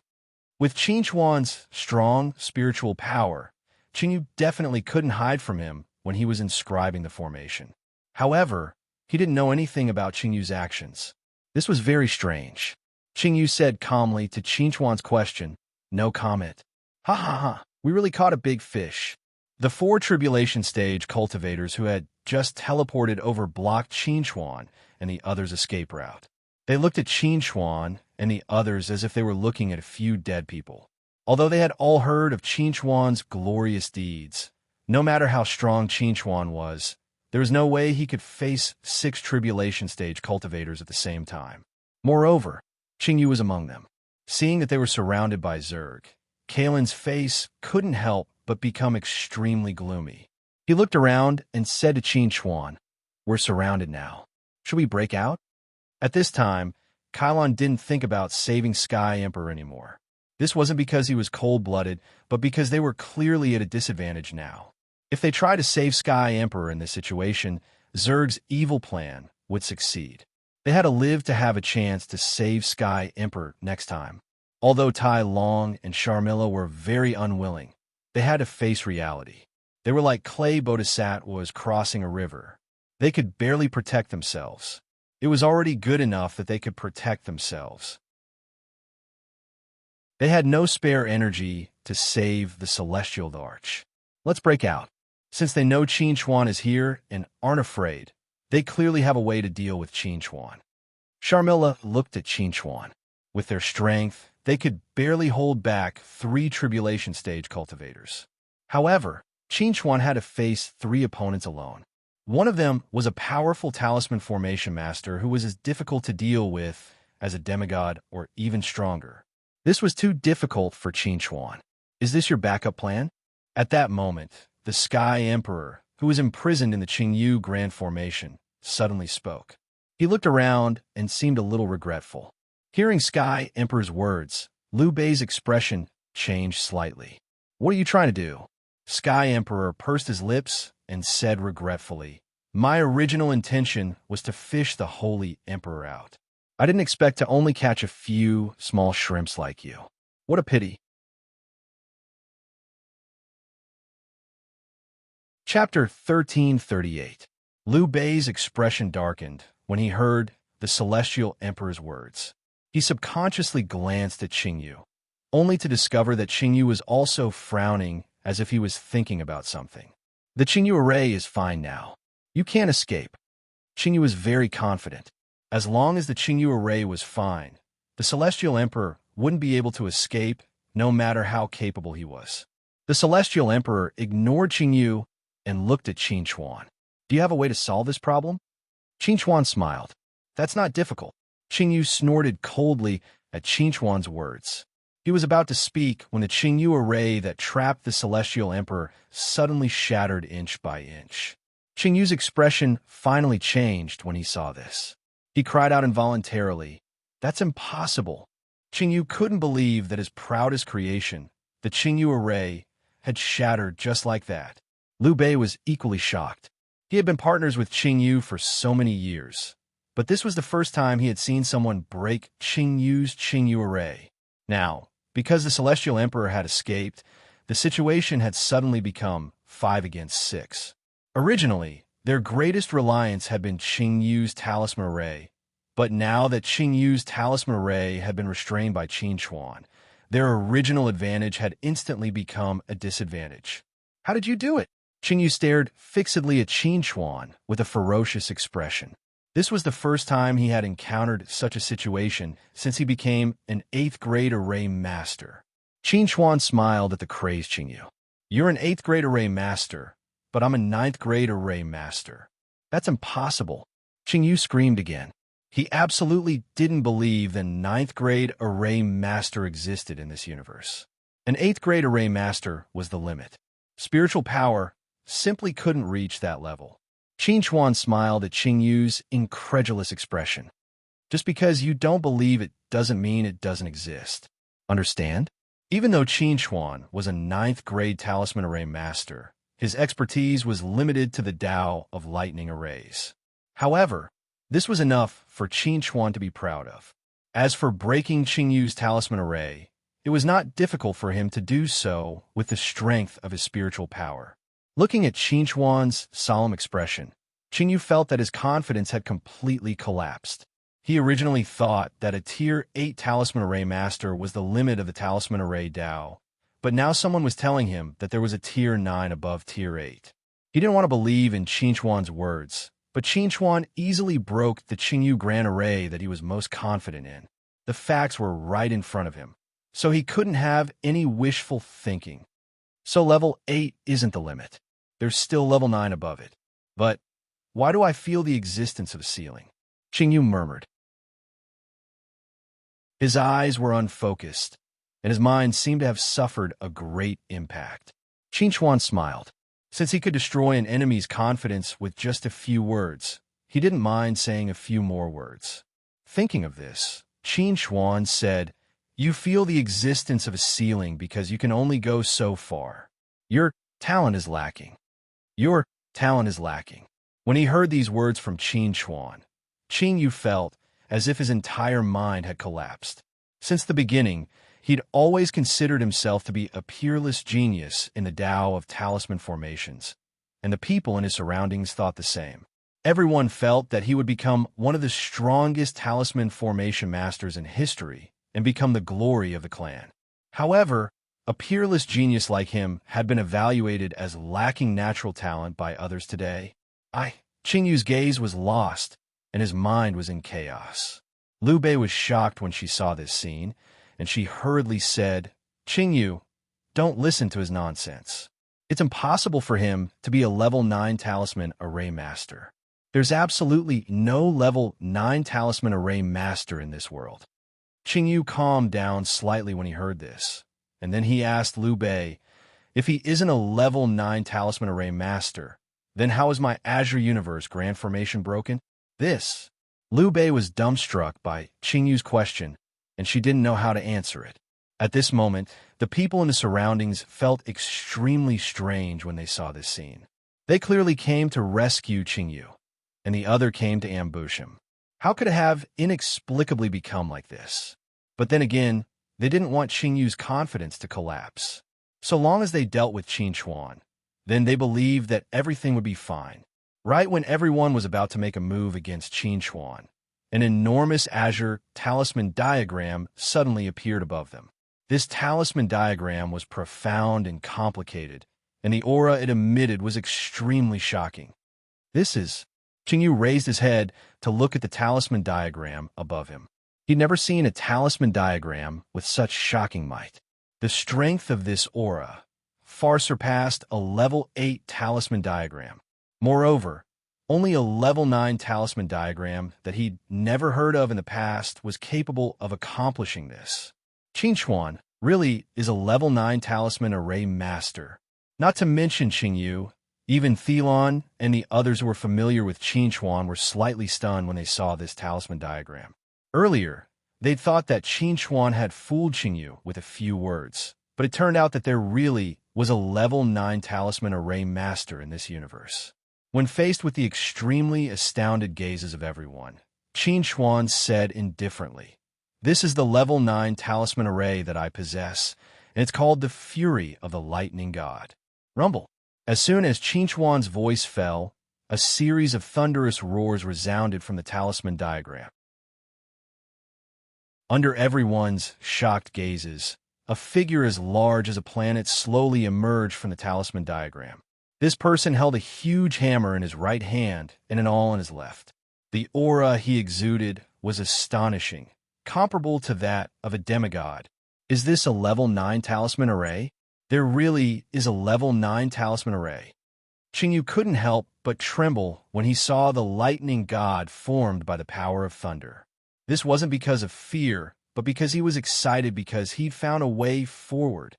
However, at this moment, the lightning god raised the huge hammer in his hand and struck the awl in his left hand. A thick bolt of lightning struck the trembling Qingyu from the awl. In the next moment, Qingyu seemed to have evaporated from the world and disappeared. Everyone felt their scalps go numb when they saw this scene. Qingyu was reduced to ashes with just one strike. The power of this level 9 talisman array was a little too terrifying. Liu Bei was completely stunned. Qingyu was standing right beside him, but he disappeared without a trace. The lightning strike was so precise that it didn't affect him at all, but he couldn't help but feel endless fear in his heart. Boom! When the sound of the second hammer falling sounded, the green clam was also turned into ashes. Chapter 1339. The god of thunder swung his hammer twice, and the two supreme existences at the crossing calamity stage were reduced to ashes. No one present had ever seen such a horrifying scene. Everyone was shocked by the power of the level 9 charm array called the Wrath of the God of Thunder. Is this the level 9 charm array? And it's a battle array. This power is really a little too frightening. Thelon was really shocked. The crossing calamity stage was known as the supreme existence, but in front of Qin Chuan, what was the difference between them and ants? Not long ago, he was still fantasizing about fighting with Qin Chuan to see how big the gap was between him and Qin Chuan. Now, he had completely dispelled this idea.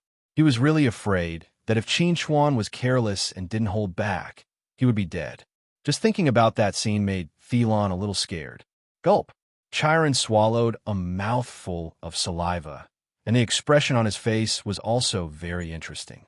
He was most grateful that when Qin Chuan was still weak, the Tian people had formed a deep friendship with Qin Chuan. They had always been very good to Qin Chuan. He really couldn't imagine how frightening it would be if Qin Chuan became their enemy. The most frightened people were Zerg and the other 4 supreme existences at the crossing calamity stage, who came through the transmission array. They were originally full of confidence, but now, in the face of the God of Thunder's hammer and all, they felt that even if they had 1,000 lives, they wouldn't be able to survive. As the most outstanding genius of the Tian people in the past 1,000 years, Sharmila had always been placed high hopes on. She also didn't disappoint. She smoothly advanced to the crossing calamity stage and became one of the strongest among the Tian people. However, compared to Qin Chuan, her radiance was a little dim. The Sky Emperor looked at Qin Chuan in a daze. Even though he was experienced and knowledgeable, he was still shocked by the amazing strength displayed by Qin Chuan. He thought that this should be his chance to show off his skills and show the world the power of the ruler of the Tian people. He never thought that the person who showed off his skills would be Qin Chuan, and this development was a little too incredible. For a moment, the Sky Emperor wondered if Qin Chuan was the reincarnation of a supreme existence. Run! No one knew who shouted, but the 4 supreme existences at the crossing calamity stage of Zerg turned around and fled in 4 different directions almost at the same time. They really didn't dare to stay around Qin Chuan for a moment longer. Dong! When the God of Thunder's hammer hit the all again, one of the supreme existences at the crossing calamity stage of Zerg was immediately turned into ashes. Before he died, he didn't even make the slightest sound.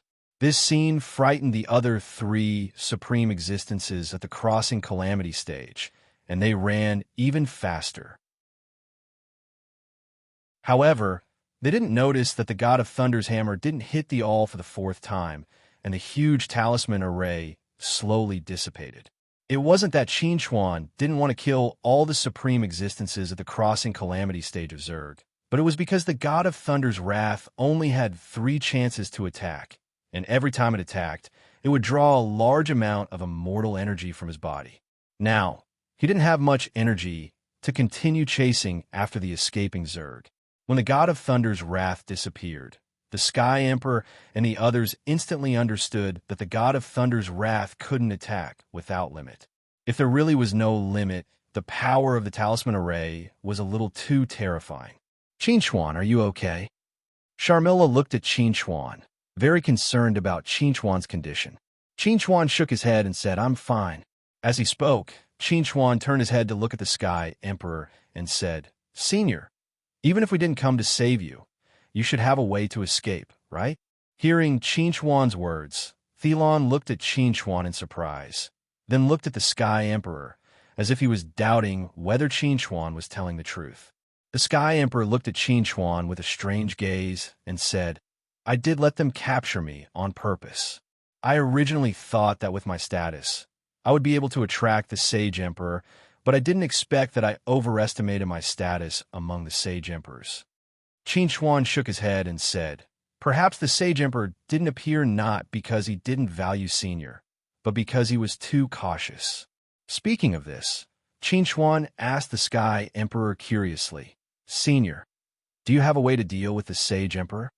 In fact, it wasn't just Qin Chuan who was curious about this question. Kylon and the others were also very curious about this question. Since the Sky Emperor had a way to break through the Qingyu Great Formation, but he still allowed himself to be captured and went to meet the Sage Emperor, it was obvious that he was prepared. The Sky Emperor nodded and said, "I do want to meet the Sage Emperor and fight with him, but I don't plan to go to Zerg's base. I want to see if he will appear in the ambush." Hearing this, Qin Chuan asked again, "If we didn't come, Senior, do you have the confidence to break through this situation?" The Sky Emperor didn't answer Qin Chuan's question. He smiled and said, "I knew you would come." Seeing that the Sky Emperor didn't seem to want to answer this question, Qin Chuan didn't ask any more questions. The group prepared to return to Planet Iki. On the way back, the Sky Emperor had already contacted Tian Yi, who finally heaved a sigh of relief. On the other side, the Sage Emperor had also heard about the development of the situation from the survivors. He wasn't surprised that Qin Chuan could save the Sky Emperor, but what really surprised him was that Qin Chuan was a level 9 Talisman Formation Master. In the historical records, there had never been any mention of a level 9 Talisman Formation Master. Even Rune Huangyu, who created the Talisman Formation system, had never heard of him becoming a level 9 Talisman Formation Master. Qin Chuan is a level 9 Talisman Formation Master. The Talisman Formation he inscribes can kill a Tribulation Stage expert in one blow, and no one noticed when Qin Chuan started inscribing the Talisman Formation. The Talisman Formation is complete when it appears, the Sage Emperor muttered.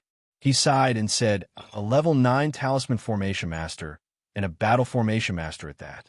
This kid's actual combat strength should be infinitely close to that of a Paragon Stage expert." In the Sage Emperor's opinion, if Qin Chuan had used this level 9 Talisman Formation against Rengar, there was a high chance that Rengar would have died in Qin Chuan's hands. However, the Sage Emperor could guess that Qin Chuan must have been restricted by other conditions when he obtained such terrifying strength. Otherwise, Qin Chuan would be ridiculously strong. A combat strength infinitely close to that of a Paragon Stage expert is ultimately not a Paragon Stage expert. The Sage Emperor pursed his lips and said, "As long as you haven't taken that final step, I have a way to kill you." At this thought, the Sage Emperor said to Blackface, who was standing beside him, "Give the order to launch an attack on the Iki Nebula. Also, get the demon race to move as well. Don't let the Endless Alliance army idle." Upon hearing the Sage Emperor's words, Black Mask immediately replied, "Yes." Chapter 1340. Universe Calendar, Year 14. 61 million, April. The Demon faction once again launched a counterattack against the Endless Allied Army. The Endless Allied Army fought and retreated back to the Deus Cluster. Zerg's 2 billion troops attacked the Iki Nebula at the same time, winning and losing against the Tian people. The second Tian people's army assembled and rushed to the Silver Ring. When the news reached the front line of the Deus Cluster, the morale of the Endless Allied Army was temporarily stabilized. On the other side, the Demon Race's army immediately began to build fortifications and capture civilians. They were ready for a protracted war. Qin Chuan did not stay idle. After understanding Zerg's situation, Qin Chuan decisively attacked and killed dozens of Zerg's overlords and thousands of Dongshu stage cultivators. These people could not even withstand a single blow from Qin Chuan. Although Qin Chuan's actions were considered to be bullying the weak, it was a time of war. In order to win the war, Qin Chuan did not care about these things. It would be a waste of time to talk to the enemy about these things. In the face of Qin Huan's unreasonable actions, Zerg could only be infuriated. Because of the previous incident, none of the Zerg's tribulation stage cultivators were willing to face Qin Huan. Therefore, in the absence of the Sage Emperor, no one could restrain Qin Huan.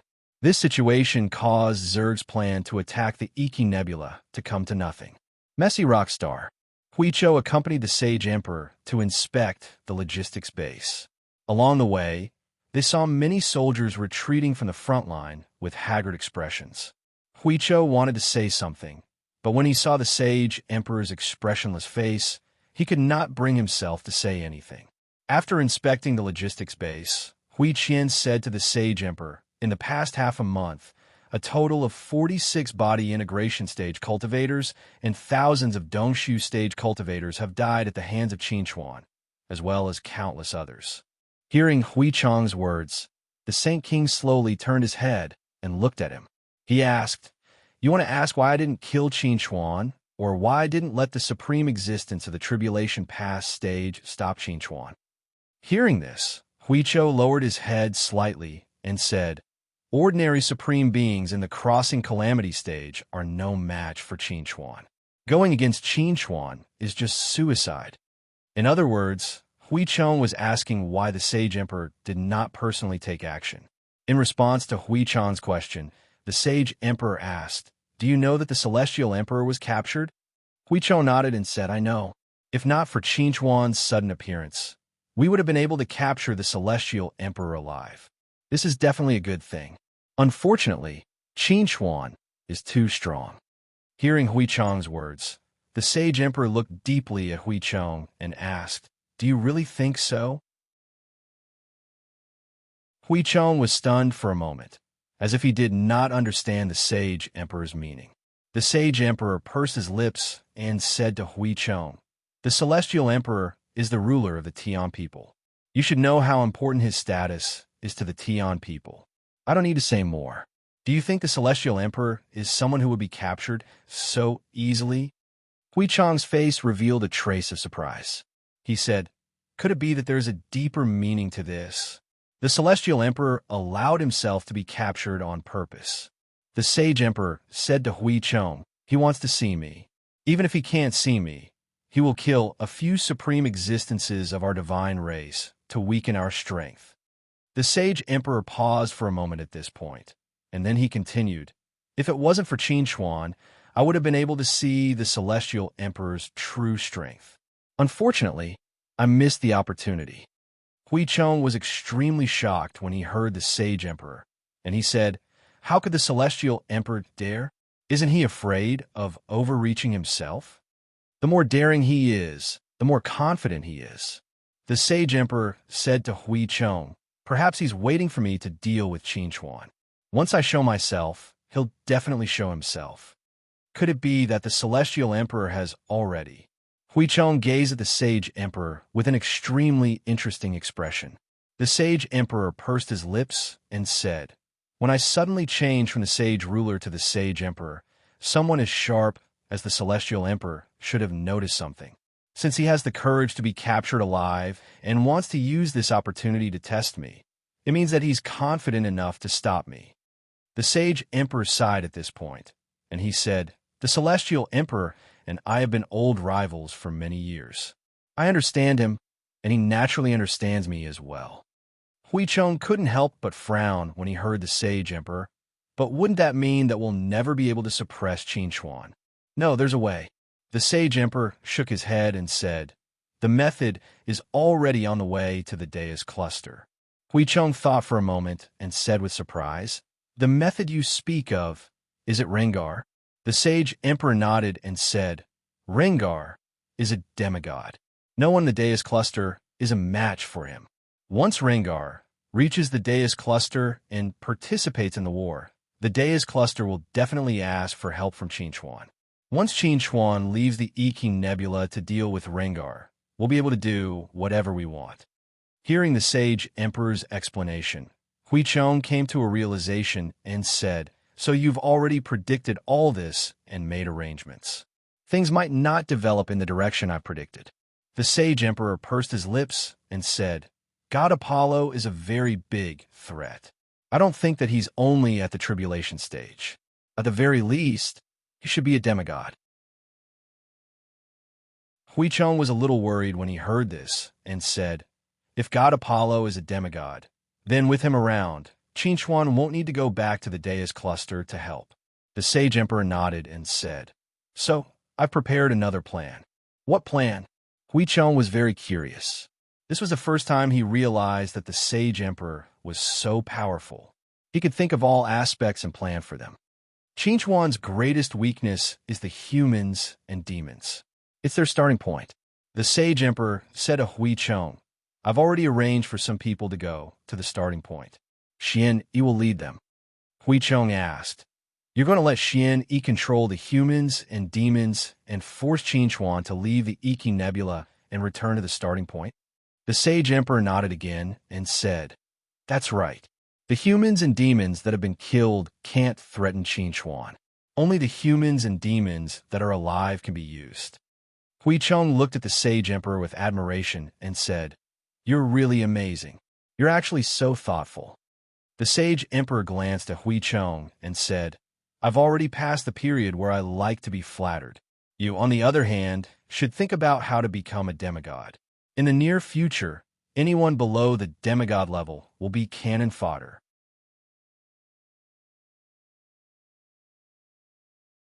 Chapter 1341. In the Deus Cluster.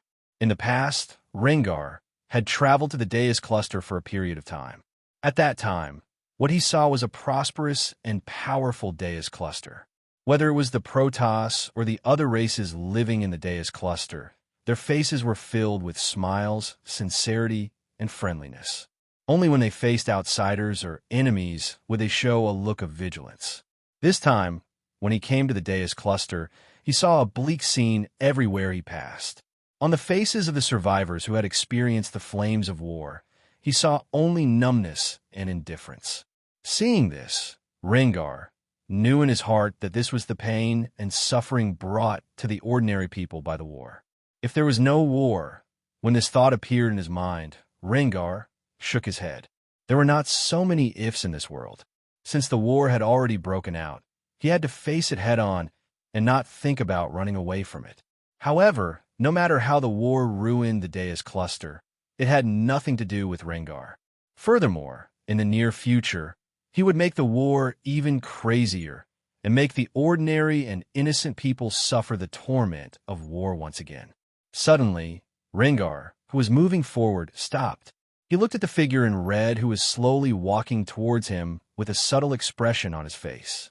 Master God Apollo. Rengar softly called out the name of the newcomer. He and Master God Apollo were not strangers who had never met before. In the past, when Rengar came to the Deus Cluster, he had met Master God Apollo once. At that time, they had a very good chat, but no one would have thought that after a few hundred years, they would actually be on opposite sides. Long time no see, Thunder King. You're still as handsome as before. Master God Apollo looked at Rengar with a calm expression and greeted him as if he was an old friend who had not seen each other for many years. Upon hearing Master God Apollo's words, Rengar sighed and said, how did you know I was here? The Godstar Cluster is the territory of the only true god, Ares. As the spokesperson of the god, I have the duty to clean up some unstable factors for the god. Apollo replied calmly. Rengar frowned slightly and said, in that case, it was the one true god, Atheus, who gave you a divine decree to find me. Apollo nodded and said to Rengar, it's not too late for you to back out now. Upon hearing Apollo's words, Rengar could not help but reveal a bitter expression. He said helplessly, as a demigod, if I had a choice, why would I be willing to be someone else's lackey? Is there something you can't tell me? God Lord Apollo looked at Rengar and waited for his reply. Rengar looked at Apollo and asked, if I wanted to kill Qinchuan, would you help me or stop me? Or would you remain neutral and not help either side? Upon hearing Rengar's words, Apollo was silent for a moment, and then he replied, I can't lie to you. If you continue to be enemies with Qinchuan, Then I will stand on Qinchuan's side and be your enemy. Although Qinchuan had many conflicts with the one-god religion in the past, and had even killed a cardinal, Qinchuan had saved hundreds of millions of soldiers of the one-god religion and helped the one-god religion recover the Deus cluster. The one-god religion was indebted to him. Even if the debt did not offset the debt, Apollo could not ignore Rengar, being enemies with Qinchuan. At the very least, Qinchuan was now an ally of the one-god religion. As for how they would get along after the war, that was not something that needed to be considered now. Qinchuan's importance to the endless allied forces was self-evident. Therefore, if Rengar insisted on being enemies with Qinchuan, Apollo would definitely not let Rengar get what he wanted. Rengar laughed when he heard Apollo's honest answer.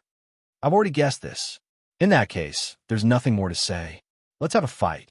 If you can defeat me, I'll leave. Rengar said. Then, he turned to Apollo and laughed. In the city of starting points. As the first commander-in-chief of the city of starting points, Knight Serenity was probably most fortunate to have met Qinchuan. If she had not met Qinchuan, she might not have been able to advance to the form synthesis stage, or she might have died in a battle. It was Qinchuan who changed her fate. Every time he stood on the top of a tall building and saw the pedestrians and vehicles coming and going in the city, Yu felt very satisfied. Under her governance, although the city of Starting Point could not be said to be a place where people lived and worked in peace and prosperity, at least it could be said that people lived and worked in peace and prosperity. Da-da-da. A crisp sound of high heels hitting the ground sounded behind Knight Serenity. Long Xiao walked slowly and stood beside Knight Serenity. She said to Knight Serenity, I've just finished inscribing the last rune of the defense charm array. It's a success.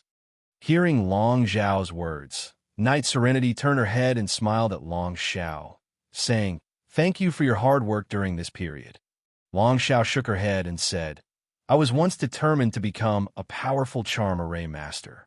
It's my fortune to have the opportunity to inscribe such a powerful defense charm array. Speaking of this, Long Xiao sighed and said, However, I don't want Qinchuan's worries to come true. Not long after Qinchuan advanced to the Crossing Calamity stage, he contacted Long Xiao, who stayed in the city of Starting Point to study charm arrays. He passed a defense charm array to Long Xiao and asked her to inscribe the defense charm array in the city of Starting Point according to the diagram. In the past year, Long Xiao worked day and night and finally completed the inscription of the defense charm array. In the past year, Long Xiao gained a lot, but at the same time, she also had a lot of worries. Now, the city of Starting Point was Long Xiao's home and also the home of all the human and monster clans. If possible, Long Xiao absolutely did not want the city of Starting Point to experience what happened to Star Dragon City. She hoped that everyone living here would be happy and safe. The war is still going on. Anything can happen.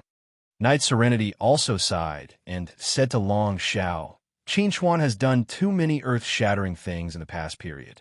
Now that he is in the limelight, it's normal if someone wants to use the city of Starting Point to threaten Qinchuan. Long Xiao nodded slightly and said, So, we have to be prepared early. Just as Knight Serenity and Long Xiao were chatting, Blue Pool, who was in charge of the city of Starting Point's intelligence system, hurried over with a solemn expression. He looked at Knight Serenity and Long Xiao and said in a deep voice, Senior Knight Serenity, Long Xiao, in the past 2 days, many unfamiliar faces suddenly appeared in the city of Starting Point. I caught some of them and found out that they are Zerg's spies.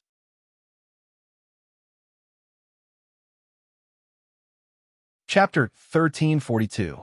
After hearing Blue Pool's words, Knight Serenity and Long Xiao's expression immediately turned serious. I'll activate the defensive talisman formation now. As the only person who knew how to activate the defensive talisman formation, Long Xiao decided to activate the defensive talisman formation as soon as possible to prevent any accidents from happening when Zerg's attack arrived. Knight Serenity nodded at Long Xiao, then said to Blue Pool, Capture all of these unfamiliar faces and try not to alarm the people. After Blue Pool left, Knight Serenity said to Long Xiao, what you're worried about is indeed going to happen. Zerg wouldn't send a large number of spies to the city as starting point for no reason. They must have a plan, and Zerg's plan was nothing more than to break into the city of starting point and threaten Qinchuan with their lives, or to kill them to vent their anger. But no matter what the result was, it wouldn't be good for them. Should we inform Qinchuan? Long Xiao looked at Knight Serenity and hesitated. It's just that it hasn't happened yet. If we tell Qinchuan about it now, wouldn't it be too sensitive? Knight Serenity shook his head and said, there's nothing wrong with being careful. Moreover, we can't let anything happen to the city of starting point. If we wait until something really happens to the city of starting point and tell Qinchuan about it, it might be too late. We don't need to say much. We just need to tell Qinchuan the truth. Long Xiao nodded and said, okay, we'll do as you say. When Knight Serenity told Qinchuan about the appearance of a large number of Zerg spies in the city of starting point, Qinchuan had just returned from the battlefield. Qinchuan didn't gain much from this attack because Zerg had learned to be smart. As long as he encountered Qinchuan, he would retreat. Moreover, any cultivator above the Dongshu stage would definitely not appear in front of Qinchuan. It was impossible for them to appear within 10,000 miles of him. After learning about what happened in the city of starting point, Qinchuan wasn't too worried because he had already learned from Long Xiao that the defensive talisman formation had been completed. With this defensive talisman formation, even a supreme existence in the tribulation stage wouldn't be able to easily break into the city of starting point. However, nothing was absolute. Qinchuan still decided to return to the city of starting point in the near future. Firstly, he wanted to make sure that there was no problem with the defensive talisman formation. Secondly, he wanted to find a Zerg lurking inside and outside the city of starting point.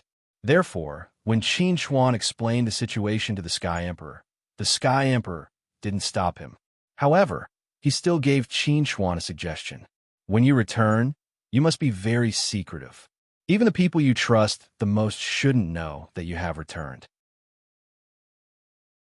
It's not that I don't trust the people around you, but I'm worried that Zerg will be everywhere. Qinchuan listened to the Sky Emperor's suggestion carefully. Once Zerg knew that he had left the Iki Nebula, Zerg would definitely do something new. Therefore, he had to hide it from Zerg as much as possible and return to the city of starting point as soon as possible. After solving the problem, he would return to the Iki Nebula. With the speed of Qinchuan's space travel, it would only take 10 days for him to return to the city of starting point. Even if he took the time to deal with other matters, he could still return within half a month. After making the decision, Qinchuan did not hesitate and immediately returned to the city of starting point. Less than half a day after Qinchuan left, the Holy Emperor on Messy Rock Planet received the news that Qinchuan had left the Iki Nebula and returned to the city of starting point through a secret channel. Holy Emperor, your prediction was right. Qinchuan left the Iki Nebula in a hurry and returned to the city of starting point after learning that a spy from the Holy Race had infiltrated the city of starting point. Grissom looked at the Holy Emperor with admiration. She felt that there was no one smarter than the Holy Emperor in the universe. The Holy Emperor had really calculated everything. The Holy Emperor looked at Grissom and said, have someone confirm the authenticity of this information. Then have the army get ready. In 2 days, we will attack the Iki Nebula. Also, have Xian Yi, who is hiding near the city of starting point, bring her people back. Since Qinchuan has returned, it will be very dangerous for them to continue hiding near the city of starting point. As for the spies in the city of starting point, leave them to Qinchuan to vent his anger. It would take Qinchuan at least 10 days to return to the city of starting point. During this time, they must take down the Iki Nebula and point their weapons at Stansos. 2 days later, Zerg led an army of 2 billion under Black Face's command and charged towards the Iki Nebula. They engaged in a fierce battle with the Tian people. On the Tian people's side, other than the Sky Emperor, there were only Kylon, Thelon, and Sharmilla. On the other hand, Zerg had a total of 5 Tribulation Transcendents. In terms of combat power, Zerg had a huge advantage. Because of the presence of the Sacred Emperor, the Celestial Emperor could not easily take action. This caused the Celestial race to be at a disadvantage from the very beginning of this battle, and this disadvantage continued to expand as time passed. Planet Iki.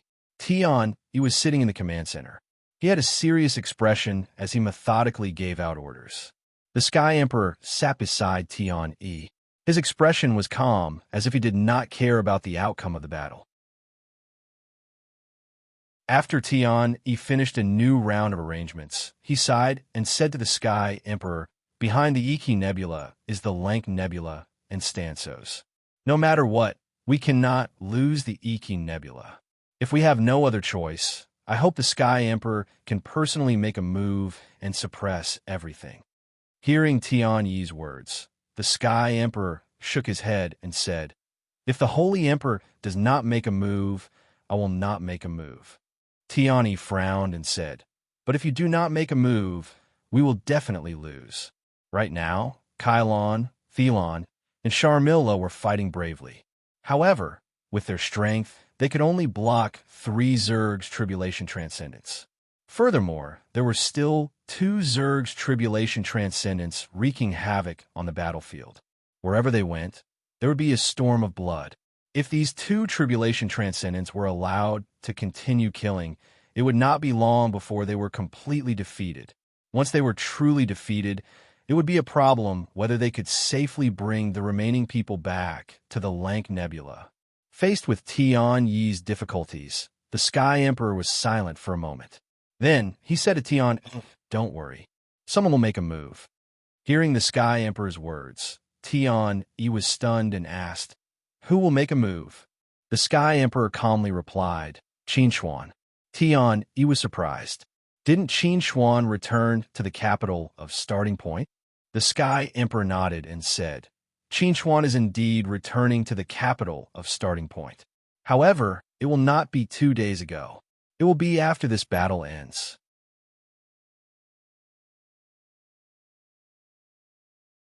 Chapter 1343. Tion Yi looked at Sky Emperor in surprise and asked, "So Qin Xuan did not leave from the beginning? He's been hiding on planet Iki all this time?" Sky Emperor shook his head and said, "No, he did leave. But that doesn't mean he can't come back after leaving." Tion Yi was surprised and said, "So this is all part of your and Qin Xuan's plan?" Sky Emperor shook his head again and said, "It's not my plan. It's Qin Xuan's plan. Originally, Qin Xuan really wanted to go back to the city of Starting Point directly. But later, he changed his mind. Originally, Qin Xuan was really worried that something would happen in the city of Starting Point. So he wanted to return to the city of Starting Point as soon as possible. But before leaving planet Iki, Qin Xuan asked Sky Emperor what was the probability of him being exposed if the Holy Emperor wanted to know his whereabouts. Sky Emperor's answer was more than 90%. In other words, the Holy Emperor would almost certainly know that Qin Xuan had left. So Qin Xuan made a last-minute change. He would leave the Iki Nebula. If Zerg took this opportunity to attack, then he would return to the Iki Nebula as soon as possible. As for how fast he would return, it would depend on how fast Qin Xuan could inscribe the interstellar teleportation rune circle. As soon as the war began, Sky Emperor sent the news to Qin Xuan after confirming that Zerg had sent the strongest tribulation stage cultivators to the battlefield. Now, half a day had passed. With Qin Xuan's strong psychic power, it was about time for him to finish inscribing the interstellar teleportation rune circle. Buzz! In the logistics base of planet Iki, the interstellar teleportation rune circle that had not been activated before suddenly opened on its own. A moment later, a figure slowly walked out of it. It was Qin Xuan who had returned. Qin Xuan did not greet the Sky Emperor. He went straight to the battlefield and was prepared to have a chat with the Sky Emperor after this battle. When Qin Xuan walked out of the portal and appeared in the sky above the battlefield, Zerg was shocked. However, it was too late for them to retreat. Qin Xuan directly attacked and suppressed the 2 tribulation stage cultivators of Zerg. One of them fought with his life to give the other a chance to escape. As for the tribulation transcending stage insectoids that were fighting with the trio, they weren't so lucky. Although they had tried their best to break free from the trio had risked everything to make them stay and wait for Qin Xuan's arrival. After that, Qin Xuan killed the 3 Zerg Tribulation Stage cultivators with the help of Kylon and the other 2. At this point, the outcome of the war had become clear. The Tian people fought back fiercely and chased Zerg all the way to Messy Rock Planet before they stopped. In this battle, the Tian people lost nearly 300 million soldiers, while Zerg lost more than 1 billion soldiers. The Tian people could be said to have won a complete victory. After Qin Xuan helped the Tian people win this battle, he only hurriedly met with the Sky Emperor. Then, he immediately used the interstellar transfer formation on planet Iki to return to the place where the interstellar transfer formation was engraved and continued to return to the capital of Starting Point. This trip only took Qin Xuan less than a day. When Qin Xuan left, the entire Messy Rock Planet was shrouded in a gloomy atmosphere. Zerg suffered heavy losses in this battle. Sacrificing more than 1 billion soldiers was secondary. The most important thing was that they also lost 4 Tribulation Stage cultivators. Only Huichio was lucky enough to escape when Haim Mian desperately tried to stop Qin Xuan. When the Saint Emperor learned of all this, his mood was very complicated. He was not angry, nor was he sad. Instead, he felt that he had met his match. The Saint Emperor had always thought that everything was going according to his plan. Qin Xuan did leave planet Iki, and he left under his watch.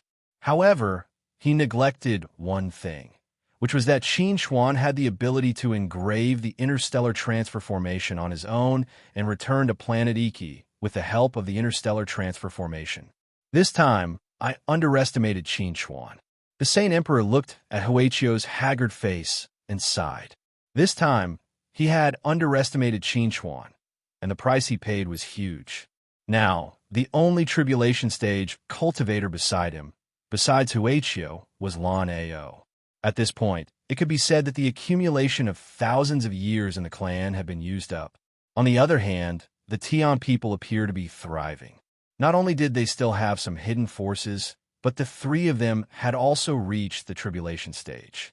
They could no longer maintain the war against the Tian people and could only retreat. Let's retreat and return to the Holy Cluster. After that, we will make further plans. Hearing the Saint Emperor's words, Huichio found it hard to accept. He whispered, "Are we going to retreat just like that? Hey, Mian and the others died for nothing?" The Saint Emperor looked at Huichio and sighed. "There is no other way. I will remember their sacrifice in my heart. In the future, I will personally avenge them." Hearing the Saint Emperor's words, Huichio did not say anything else. He turned around and gave the order to retreat. The impact of the battle in the Iki Nebula was very far-reaching. Zerg was defeated and retreated to the Holy Cluster. The Tian people were able to retake Messy Rockstar, and they could also go back and solve the problem of the Silver Ring. After the rear was stabilized, they could focus on the Deus Cluster and continue to encircle the demon faction. However, these were all things that would happen later. Let's not talk about them for now. At this time, Xin Yi, who was retreating from the starting point, had heard about the result of the battle in the Iki Nebula. Qin Xuan's sudden return had caught everyone off guard. Xin Yi wanted to return to the starting point and continue with her previous plan. However, she was afraid of Qin Xuan's return, so she could only give up. On the way back to the Holy Cluster, they bumped into Qin Xuan. When she saw Qin Xuan standing in front of her, Xin Yi's face suddenly turned ugly. She did not expect Qin Xuan to block their way in advance. Qin Xuan looked at Xin Yi and the others, but he was relatively calm. He said calmly, "I thought the Saint Emperor would at least send a Tribulation Stage expert to attack the starting point. I did not expect that there would only be one perfect form combination stage overlord. It seems like you will be able to trigger the Immortal Tribulation soon and try to advance to the Tribulation Stage. What a pity." Xin Yi's face was extremely ugly. She asked, "What's there to pity?" "Of course it's a pity that you will die soon and will not have the chance to advance to the Tribulation Stage." As the sound of Qin Xuan's voice faded, the space around Xin Yi and the others started to shatter. A huge spatial black hole appeared where they were standing, and a huge suction force pulled them all into the black hole. Before they died, they didn't even have the chance to scream in agony. After Qin Chuan confirmed that Xian, Yi, and the others were dead, he returned to the starting point. Although the hidden danger had been removed, he still wanted to go back and see for himself to be at ease.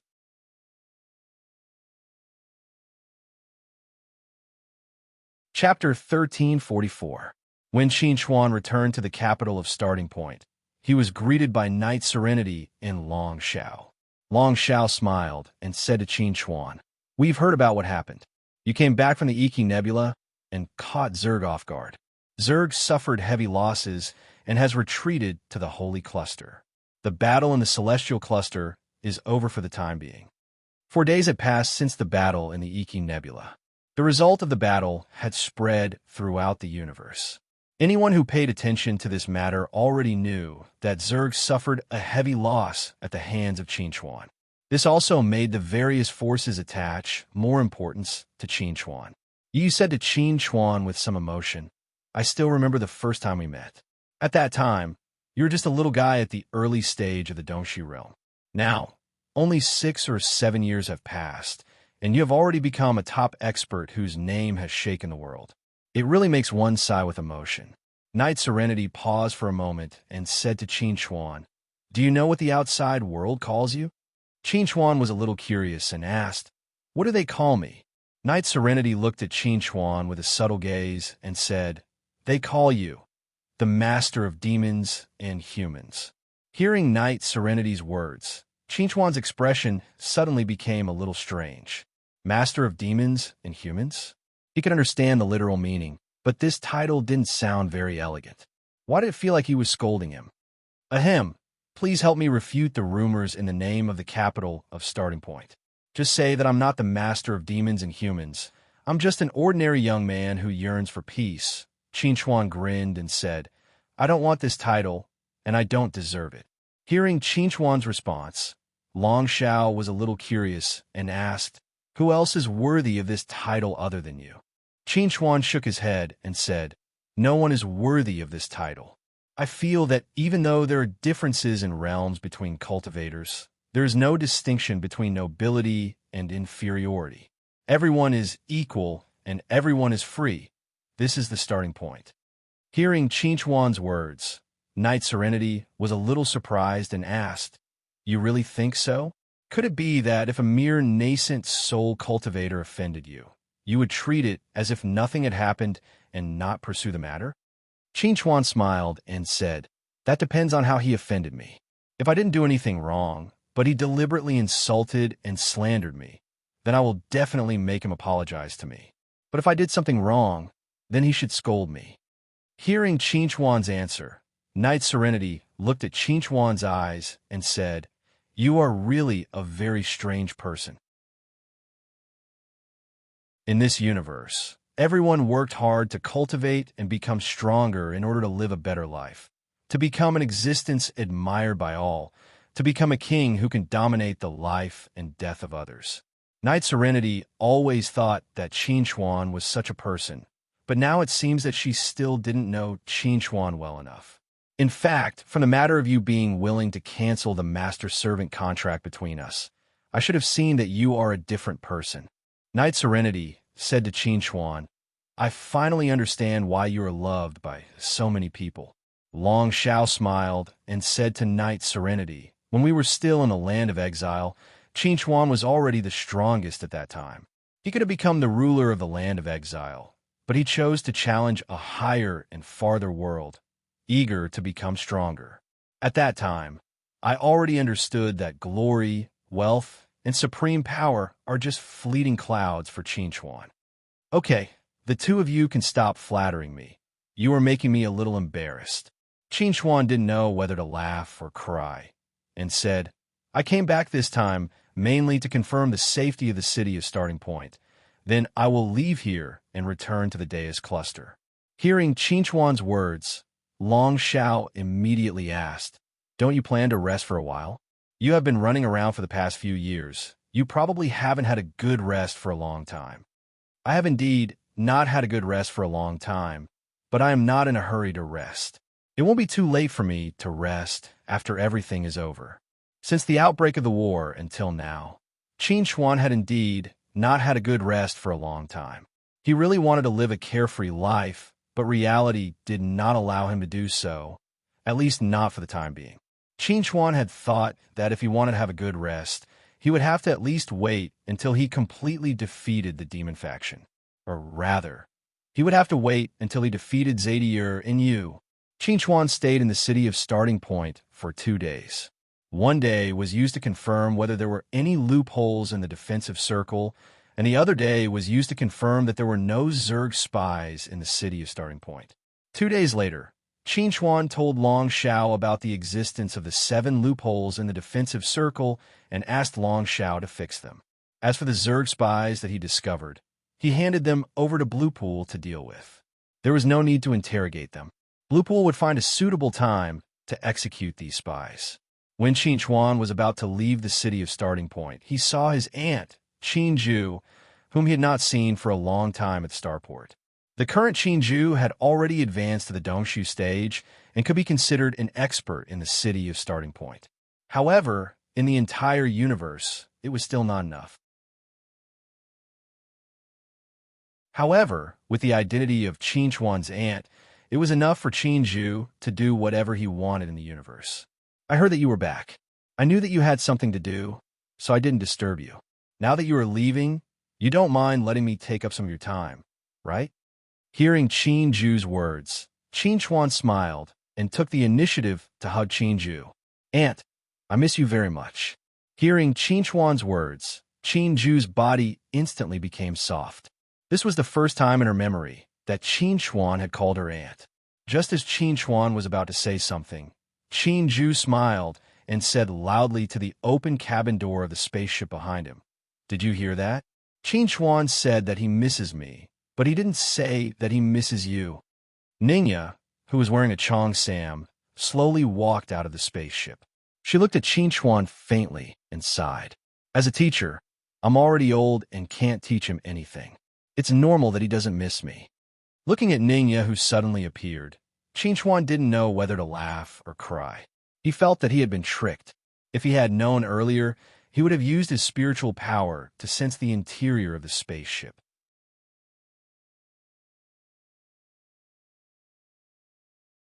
Chapter 1345. Aunt, teacher, are you here to send me off? Qin Chuan looked at Qin Ju and Ningya, feeling a little apologetic. This time, he only had time to deal with official matters and had never thought of meeting Qin Ju and Ningya. This was his negligence. No, we're preparing to travel with you to the Deus cluster. Ningya said to Qin Chuan, in the past, we were always worried about dragging you down. It wasn't until we found out that Yao Rao and Chun Chongqing could also help you at the front lines that we had this plan. Qin Ju nodded and said, that's right. Although my strength might not be enough, I was once a general. There's no problem in commanding the soldiers at the front lines. Ningya added, although I can't command the soldiers at the front lines and don't know anything about military matters, as an outstanding teacher of the people, I'm also an outstanding psychiatrist. I think there should be a place for me to shine at the front lines. Hearing Qin Ju and Ningya's words, Qin Chuan pondered for a moment and said, Aunt, teacher, I understand your thoughts. I can promise to bring you to the front lines, but you have to promise me that you won't put yourselves in danger. No matter how selfless Qin Chuan was, he would never ignore the people close to him. Ningya and Qin Ju were Qin Chuan's closest people and were his most respected elders. He could understand why they wanted to go to the front lines to help and personally experience some things, but he didn't want any accidents to happen to them at the front lines. Although we are all your elders, we are not very old. We still have a long life ahead of us. We still cherish our lives. Ningya smiled. The conditions that Qin Chuan had told her were not conditions at all. If it was not necessary, who would be willing to sacrifice themselves? Just like that, Qin Chuan, Ningya, and Qin Ju embarked on the journey to the Deus cluster. It was also because of this that Qin Chuan did not use spatial travel to travel. Instead, he took a spaceship and could be considered to have temporarily relaxed. On the way to the Deus cluster, Qin Chuan did not do nothing. He had been studying the demigod power in his body, hoping to find some principles to derive more demigod power. Although the demigod power in Qinchuan's body was absorbed from Rengar, and it was not considered his own, because Qinchuan controlled the thunder laws and the power of the void, Qinchuan could still obtain something he wanted from the demigod power. Rengar's demigod power is derived from the power of the law of lightning. Logically speaking, the demigod power should have something in common with the power of the law of lightning. But why is it that my power of the law of lightning has no connection with the demigod power? Without the power, the demigod power, the demigod power with the demigod power, the demigod power. Qinchuan was very puzzled. Rengar's demigod power was derived from the power of the thunder laws. So why couldn't his power of the thunder laws derive demigod power? In the past few days, Qinchuan had been trying to derive the power of the thunder laws into demigod power, but all his attempts had ended in failure. Even if he merged with the power of the void, there was no way to derive demigod power. This made Qinchuan very puzzled. There must be a problem somewhere. Qinchuan felt that it was not that his power of the thunder laws was not good enough, but that there was a problem with his steps. However, he did not know much about the demigod power, so he really did not know what the problem was. Just as Qinchuan was focused on studying the power of the thunder laws and the demigod power, Ningya found Qinchuan. She looked at the frowning Qinchuan and asked, "What have you been studying recently? You seem to be frowning every day." Hearing Ningya's words of concern, Qinchuan smiled bitterly and said, "I'm studying the power of the thunder laws and the demigod power." Now that Ningya had advanced to the Dongshu stage and had mastered the law of water, but Ningya was still very far away from the demigod power. Qinchuan did not think that Ningya could help him in this aspect. This was not because Qinchuan looked down on Ningya, but because Ningya's current level was really not high enough. Hearing Qinchuan's words, Ningya smiled and said to Qinchuan, "Although I'm only at the Dongshu stage now, which is much lower than you, and my vision is not enough, I believe that everything in the world is connected. Why don't you tell me your problem? What if I have some good suggestions?" Hearing Ningya's words, Qinchuan did not think much and directly told her the problem he was facing now. When Ningya learned that Qinchuan was troubled by the fact that the power of the thunder laws could not be transformed into the demigod power and did not know where the problem was, she calmed down and began to think quietly. Qinchuan saw that Ningya had begun to think, so he did not disturb her. He continued to try, but failed again and again. After half a day, just when Qinchuan almost forgot about Ningya's existence, Ningya suddenly interrupted Qinchuan's attempt. "Qinchuan, I think I seem to understand where the problem is." Hearing Ningya's words, Qinchuan could not help but show a look of surprise on his face and said, "Teacher, do you really understand?" Ningya smiled and said, "I don't know whether this idea is right or not. You can listen to it first." Qinchuan immediately explained awkwardly, "Teacher, it's not that I don't believe you. It's just that," before Qinchuan could finish, Ningya interrupted him with a smile. "I know you. I know you're just too surprised. Well, let's not talk about this between us. Let's listen to my ideas first." Qinchuan immediately shut his mouth when he heard that. He looked at Ningya expectantly. He really hoped that Ningya could give him some different ideas. Ningya organized her words and then said to Qinchuan, "I once inquired about some things at the front line and also know some things about the ultimate existence. It is said that one has to almost 100% control of a law to have a chance to become an ultimate existence. Once an ultimate existence appears in a law domain, it will be difficult for anyone in the universe to control that law power, right?" Qinchuan nodded and said, "Yes, that's right. A demigod is a person who controls most of the law power in a law domain." Ningya nodded gently and said, "So, is the reason why you can't derive your power of the thunder laws into demigod power because you control too little law power in the law domain of the thunder laws?"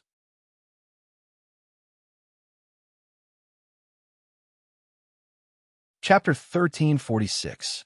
When Qinchuan heard Ningya's words, he could not help but be stunned on the spot. If the power in a certain law domain was divided into 100 parts, then to become an ultimate existence and a god, one would need to control at least 90 parts of this power. Then, if one wanted to become a demigod, would one need to control at least 50 parts of this power? Qin Chuan did not know how much power he controlled in the law domain of the Law of Thunder, but he was sure that Rengar controlled more power in the law domain of the Law of Thunder than he did, by a lot. In other words, the reason why Rengar could become a demigod was that he controlled more than 50 parts of the power in the law domain of the Law of Thunder, while Qin Chuan did not control more than 50 parts of the power. In fact, it was even worse. As for the matter between Kasisna, the arcane spirit, and Zadier, it could not be considered as such because Kasisna and Zadier had directly stolen the arcane spirit's divine power through the rune sword. That was how they obtained the demigod's power. Their demigod's power was not obtained through their own cultivation, so it could only be considered a special case. Ningya saw that Qin Chuan was lost in thought, so she said, "I don't know whether this idea is right or not, but I think it should be able to provide you with some ideas." Hearing Ningya's words, Qin Chuan suddenly raised his head and looked at Ningya. He was very surprised and said, "Teacher, you are really amazing. I have never thought of this before." Ningya smiled slightly and said, "I also thought of it by chance." "Teacher, you are indeed a teacher." Qin Chuan smiled and said to Ningya, "I really admire you." Qin Chuan wanted to verify Ningya's conjecture. It was actually very simple, that is, to try to derive demigod power from the law of space.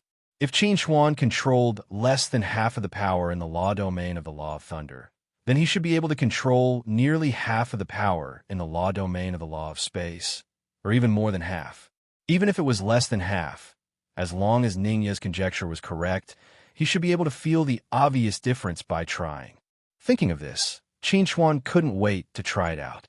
Although Qin Chuan had not succeeded in deriving demigod power before, he had tried many times. He believed that as long as he experimented again and again, he would eventually get an answer. Just like that, 3 days later, Qin Chuan tried 77 times and finally derived demigod power by compressing the power of the law of space to the extreme. Success. Qin Chuan was pleasantly surprised. He had finally made a breakthrough in his attempt. In other words, Ningya's guess was correct. The reason why he couldn't derive the power of the Law of Thunder into the power of a demigod was because he didn't have enough control over the Law of Thunder. Ningya, who had been paying attention to Qin Chuan, heard Qin Chuan's cheers and asked with a smile, "Did you succeed? Where's your demigod power? Let me have a look." Qin Chuan immediately raised his hand and released the demigod power he had just derived to Ningya. When Ningya saw the demigod power that was as thick as a strand of hair floating slowly in Qin Chuan's palm, she couldn't help but be stunned for a moment. She said with some surprise, "What a strange demigod power. It's so small." Qin Chuan coughed awkwardly and said to Ningya, "Actually, it's not that the demigod power is special. It's that I can only derive this much." Qin Chuan couldn't be blamed for this. After all, Qin Chuan had tried many times before and wasted a lot of power. If he could succeed in one try, he could at least derive 10 strands of hair. Well, in fact, it was because Qin Chuan didn't control enough power in the law of space.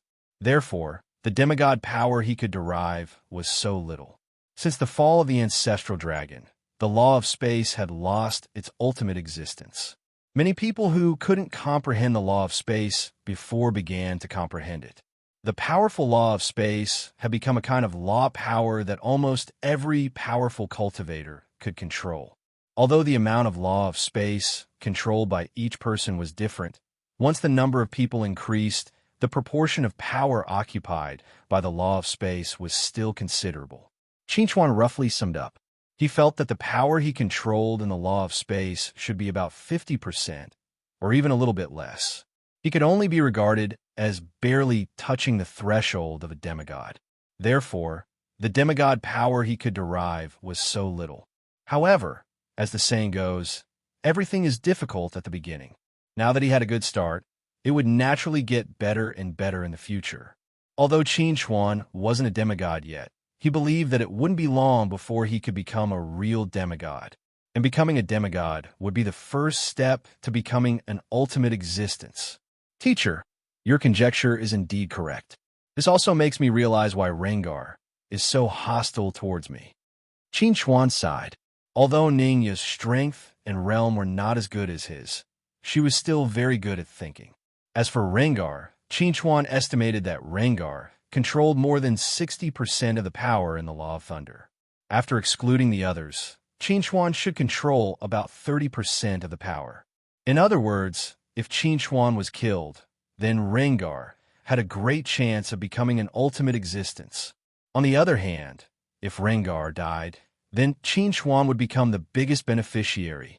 Hearing Qinchuan's words, Ningya smiled slightly and said, "It's good that my guest can help you. If there are any theoretical problems that you need to study in the future, you can ask me for help.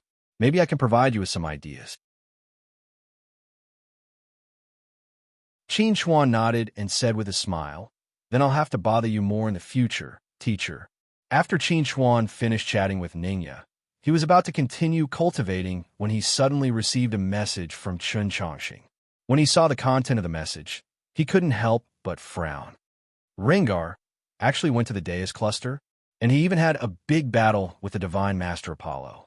After this battle, Rengar disappeared, and Apollo suffered serious injuries and has returned to the only continent to recuperate. Calculating the time, Rengar should have gone directly to the Deus cluster after the battle with him. Qinchuan felt that this was not Rengar's idea, but the Sage Emperor's arrangement.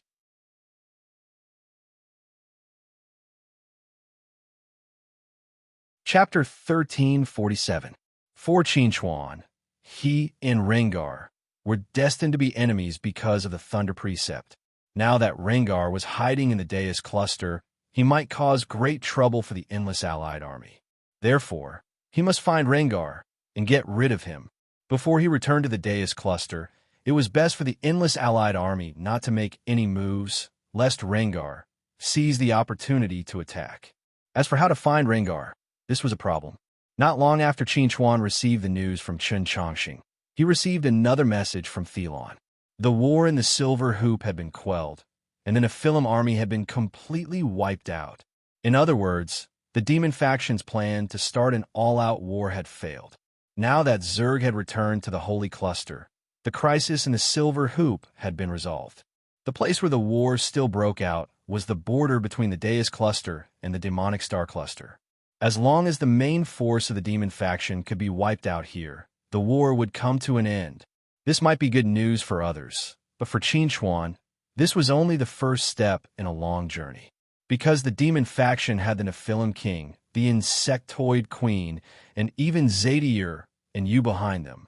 Before these problems were solved, the end of the war would only be temporary.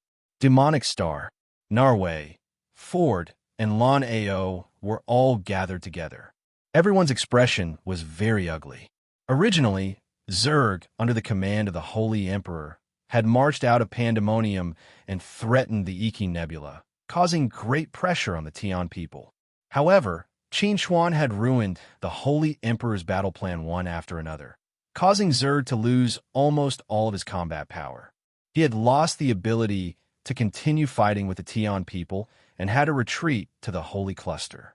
On the other hand, since the crisis in the Iki Nebula had been resolved, Thelon had rushed to the Silver Hoop without stopping to take a break. He had eliminated the Nephilim army that had invaded the Silver Hoop through the Dark Universe, and resolved the crisis in the Silver Hoop. At this point, their plan to start an all-out war had completely failed, and all of this was because of Qinchuan alone. It wasn't an exaggeration to say that Qinchuan alone had played a role in this series of events. In terms of contribution, he deserved at least 90% of the credit. Now that the crisis in the Iki Nebula and the Silver Hoop had been resolved, it would not be long before Qinchuan returned to the Deus Cluster. When that time came, they would have to face Qinchuan once again to face the threat of death. To them would not to them, or they would, facing Qinchuan. That demigod of your Void Empire. Not to you. For couldn't help but speak first, and he directly made things difficult for Nar. Now, the news of Kasisna's death was no longer a secret, and Ford had already learned about it. To think that he had placed high hopes on Kasisna, but in the end Kasisna had already died at Qin Chuan's hands more than half a year ago. At that time, Nar had always said that he did not know Kasisna's whereabouts. Now, in Ford's eyes, Nar clearly knew everything, but chose not to report it. When he thought that once Qin Chuan returned, perhaps the Devil Star would change owners again, Ford's mood became extremely bad. Hearing Ford's words, Nar's expression suddenly changed, and he said coldly, "Ford, you should maintain the most basic respect for the strongest.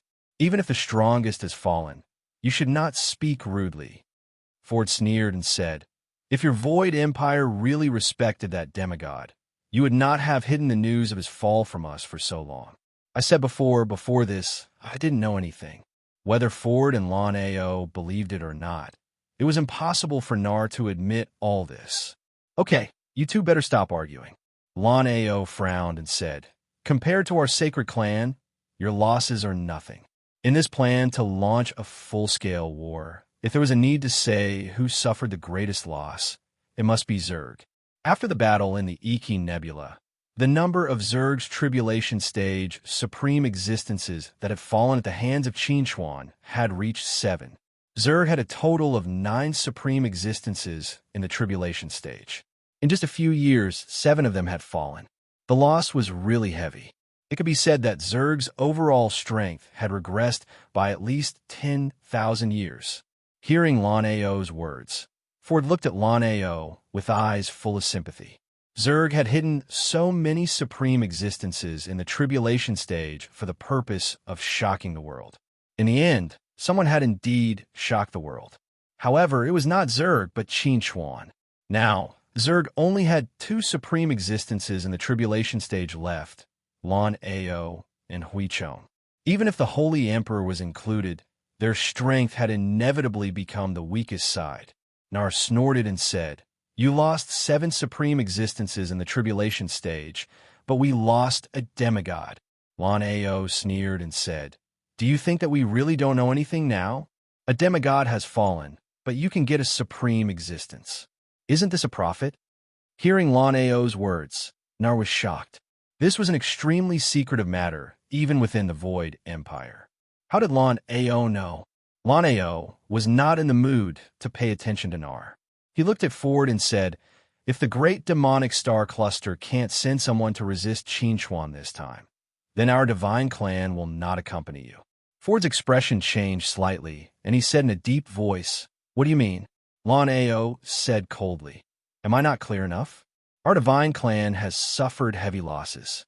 Now, we need enough strength to protect ourselves. Therefore, I must bring all the soldiers in my hands back to the Holy Cluster." "How are you going to return to the Holy Cluster?"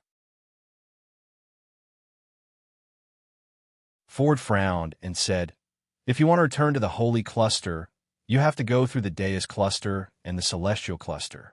The One God religion and the Tian people will not let you return safely. You don't have to worry about how we are going to go back. You'd better think about whether there is a way to restrain Qin Chuan."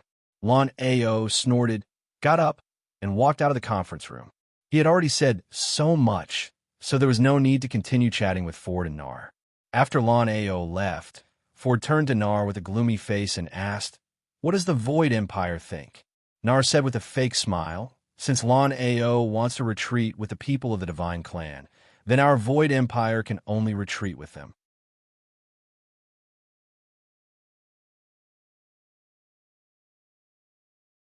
Chapter 1348. On a sunny September day, Qin Chuan returned to the Deus Cluster and returned to the front line. When Qin Chuan returned to the front line, he was greeted by the enthusiastic cheers of all the soldiers on the front line. In the past few years, Qin Chuan had established an extremely high prestige in the Endless Allied Army. If there was anyone who could make all parties submit to him, it would be Qin Chuan. Facing the enthusiastic cheers of the soldiers, Qin Chuan, who had just returned, had no choice but to stand up and say a few words. When the soldiers heard that Qin Chuan was going to speak, they almost spontaneously quieted down. Everyone looked at Qin Chuan with expectant eyes, guessing what Qin Chuan would say. Facing the gazes of the crowd, Qin Chuan pursed his lips and said, "Everyone, victory is close at hand." Now that the crisis of the celestial cluster and the silver ring had been resolved, Zerg was no longer able to go to Rubble Star, and the silver ring was also under the protection of the Tion people. Now, the only enemy left in front of them was the demon faction on the Devil Star. When everyone heard Qinchuan's words, they could not help but feel excited. They had been fighting outside for several years, and they really wanted to end the war and return home as soon as possible. Although some of them had lost their homes, they would definitely rebuild them in their lifetime. After winning the war, all of us can go home, reunite with our families, and rebuild our homes with our friends. Laughter will replace the roar of the cannons and accompany us.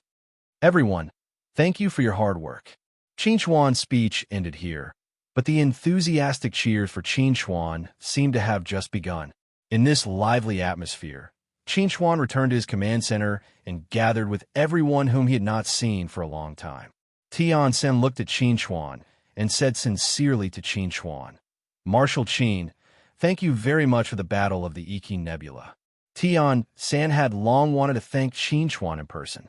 If it were not for Qinchuan, the Iki Nebula would have been difficult to defend, and Zerg would not have been defeated so easily. It was no exaggeration to say that it was Qinchuan who defeated Zerg by himself. As a Tian people, Tian-san had to remember Qinchuan's kindness to the celestial cluster. Hearing Tian-san's words, Qinchuan smiled and said, "This is what I should do. No matter what you say, I must be grateful to you." Tian-san was very serious as he said to Qinchuan, "You are a comrade of our Heaven clan, and even more so, a benefactor." "Haha, Elder Tian-san, there is no need to be so pretentious between us."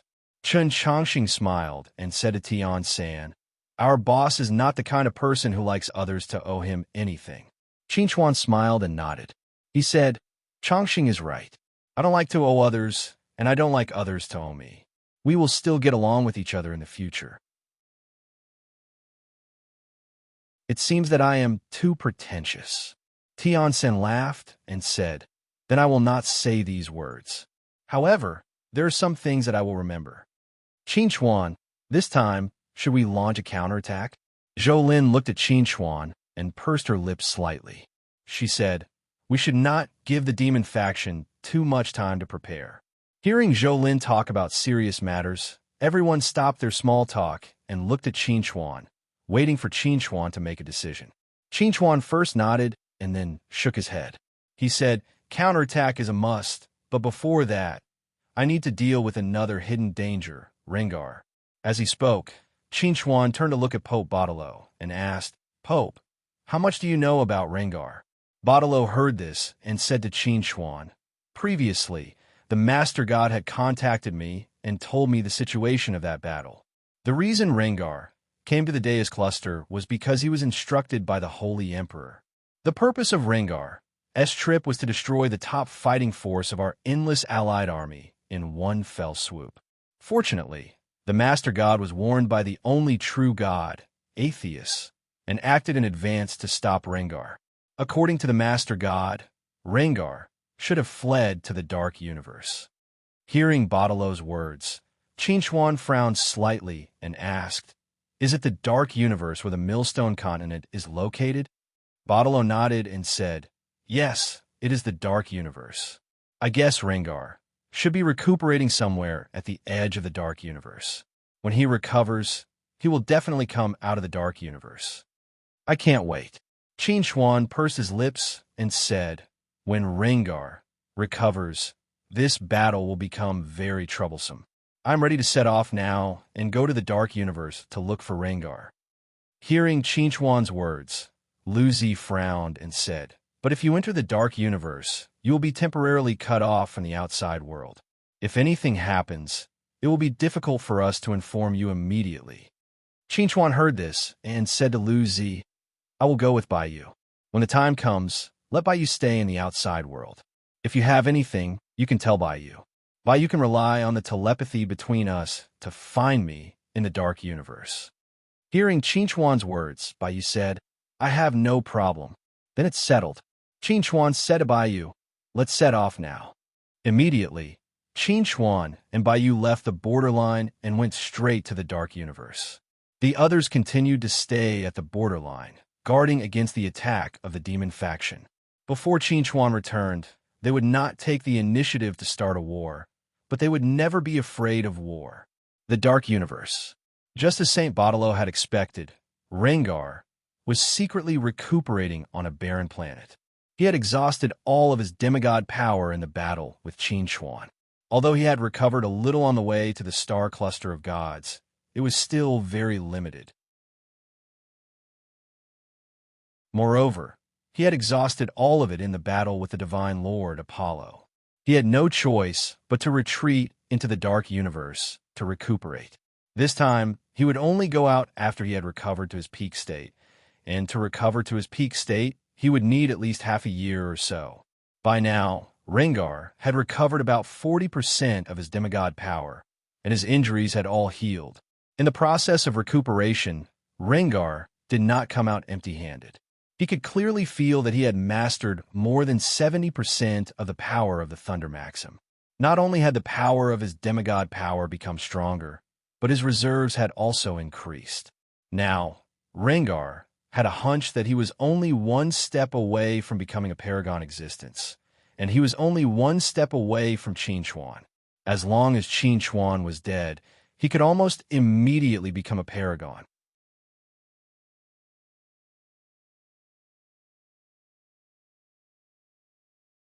Chapter 1349. Half a month later, Qin Chuan and Baiyu arrived at the edge of the Dark Universe. Baiyu, wait for me here. If you encounter any danger, hide for the time being. Before Qin Chuan left, he repeatedly warned Baiyu. Baiyu had already advanced to a high-quality saint artifact. Ordinary people were no longer her opponent, but if she had to face supreme existences at the transcending tribulation stage, it would still be a bit difficult. Qin Chuan was worried that Rengar would coincidentally come out of the Dark Universe after he entered and meet Baiyu. This situation was not impossible, so he still had to warn her. Baiyu nodded and said to Qin Chuan, I know. If Rengar comes out of the Dark Universe, I'll run away immediately. Baiyu paused for a moment before continuing, You don't have to worry about me. I'm still waiting to return to the Eternal Forest. I won't die so easily outside. Qin Chuan nodded and said nothing more. He turned and flew into the Dark Universe. After Qin Chuan entered the Dark Universe, he identified the direction a little and then began a carpet search. He didn't know where Rengar would be hiding, nor did he know Rengar has habits, so he could only use this stupid method. It might waste some time, but it was still effective. However, what Qin Chuan didn't know was that when his figure appeared in the Dark Universe, because they were both people who controlled most of the power in the law domain of the Law of Thunder, Rengar had a vague feeling of his existence. Although this feeling was very vague, it was enough for Rengar to lock onto his location. And most importantly, because Qin Chuan controlled much less power in the law domain of the Law of Thunder than Rengar, this sense was one way. In other words, Rengar could sense Qin Chuan's existence, but Qin Chuan could not sense Rengar's existence. This was something that Qin Chuan did not know before, but Rengar knew very well. Otherwise, it would have been very difficult for Rengar to find Qin Chuan and the others in the Celestial Cluster. When he sensed that Qin Chuan had appeared in the Dark Universe, Rengar almost subconsciously stopped his practice. The expression on his face suddenly changed from calm to ferocious. Qin Chuan, he actually came to this Dark Universe. He must have heard that I was injured, so he came to find me. Rengar almost instantly concluded that Qin Chuan was looking for him. Originally, he was still thinking about how to ambush Qin Chuan and kill Qin Chuan. Now, Qin Chuan took the initiative to come to him. This was simply like someone giving him a pillow when he was dozing off. It's impossible for you to find me. With my sense of you, you'll never find me in this lifetime. But this time, I'll let you get what you want. A plan to ambush Qin Chuan gradually perfected in Rengar's mind. After 4 days of exploration, Qin Chuan had gradually gone deep into the Dark Universe. So far, he still had not found any trace of Rengar's whereabouts. This made Qin Chuan somewhat suspect that Rengar had left the dark universe in advance. Regardless of whether Rengar was still in the dark universe, Qin Xuan could not waste more time looking for Rengar. If he still did not find anything after 3 days, then he would leave the dark universe and return to the borderline. He would first complete the plan to defeat the demon faction and then find a way to find Rengar. Another 2 days passed. Just as Qin Xuan was about to give up looking for Rengar and leave the dark universe, a vague presence suddenly appeared in Qin Xuan's perception range. This vague presence was well hidden, but under the perception of Qin Xuan's powerful mind power, its true form was exposed. Rengar. Qin Xuan confirmed the other party's identity almost as soon as he perceived this vague presence. This made Qin Xuan feel as if there was a light at the end of the tunnel. At this time, in Qin Xuan's perception, Rengar should be cultivating and did not know that he had been exposed. This was a great opportunity for Qin Xuan. Qin Xuan cautiously approached the barren planet where Rengar was. Under the shield of his powerful mind power, Qin Xuan was sure that Rengar could not find his trace. However, just as Qin Xuan was about to land on this barren planet, iron chains made of thunder energy suddenly appeared around him and suddenly wrapped toward him. Qin Xuan was shocked by this sudden attack. Just as he was about to dodge, Rengar's figure suddenly appeared behind Qin Xuan, holding a giant hammer and fiercely bombarding Qin Xuan's back. Immediately, Qin Xuan was sent flying and entangled by the iron chains made of thunder energy. Qin Xuan's face immediately turned pale from the sudden attack, and he spat out a mouthful of golden blood. He stared at Rengar, who had suddenly appeared and sensed Rengar on the barren planet. He said solemnly, "You knew of my existence long ago and deliberately lured me into a trap?" Rengar smiled coldly and said, "Yes, I sensed your existence from the moment you entered the dark universe. I deliberately set up this inescapable trap and waited for you." Qin Xuan frowned and said, "How did you sense my existence? You can't hide from my mind power and appear around me." However, Rengar was unwilling to explain further. Or rather, after the lesson of making Qin Xuan say his last words last time, he did not intend to communicate too much with Qin Xuan this time and was prepared to directly kill Qin Xuan. When Rengar waved the giant hammer in his hand and charged at Qin Xuan wanted to break free from the entanglement of the chains, but when he shattered the thunder energy, he unexpectedly discovered that the chains were actually demigod power. Damn it, this guy deliberately used the power of thunder to wrap the demigod power and deceive my perception. By the time Qin Xuan noticed this, Rengar was already in front of him. He had no time to think and could only try his best to resist Rengar's attack. Bang! An exquisite blue shield with a radius of 1 meter appeared in front of Qin Xuan and blocked Rengar's attack for Qin Xuan. This shield was materialized from the demigod power of Rengar that Qin Xuan had absorbed last time. It consumed half of Qin Xuan's demigod power. However, although the consumption of the shield was enormous, the effect was excellent. At least, it bought Qin Xuan a moment of respite.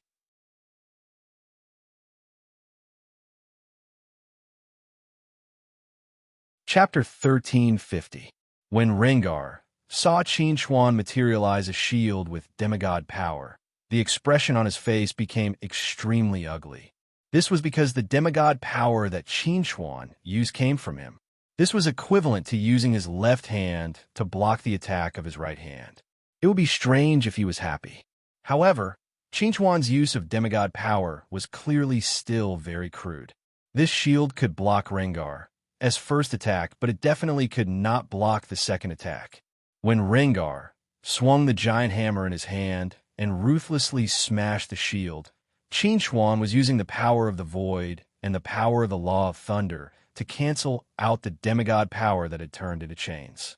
Rengar's hammer hit Qin Xuan's chest, and at the same time, Qin Xuan broke free from the shackles of the chains and successfully obtained freedom. However, in order to obtain freedom, Qin Xuan paid an extremely heavy price. After taking another blow from Rengar's hammer, Qin Chuan was severely injured and almost had no strength to fight again. Run. Qin Chuan did not hesitate. He turned around and opened a spatial portal, wanting to escape far away. However, to his surprise, the spatial portal he opened only opened to the size of a palm before closing again. This was the first time Qin Chuan had encountered such a situation since mastering the art of space travel. Hehe, everyone knows about your space traversal technique. Since I set up an ambush for you here, how could I not be wary of your space traversal technique?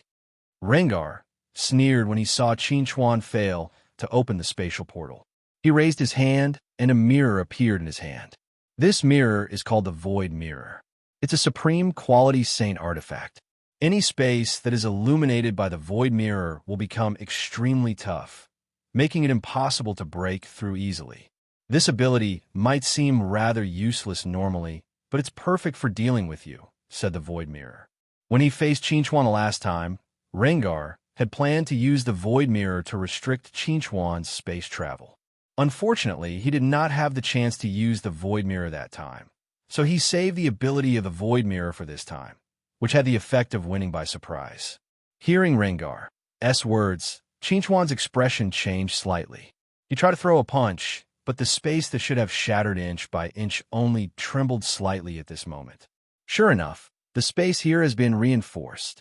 This discovery caused Qin Chuan's mood to become incomparably bad. This space had been reinforced, which greatly restricted the use of Qin Chuan's law of space.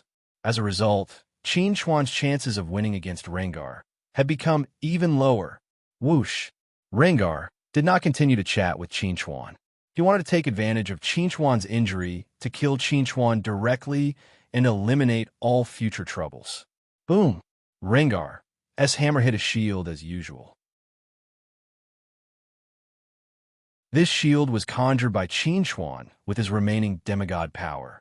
If this shield shattered again, he would not be able to continue resisting Rengar's attack.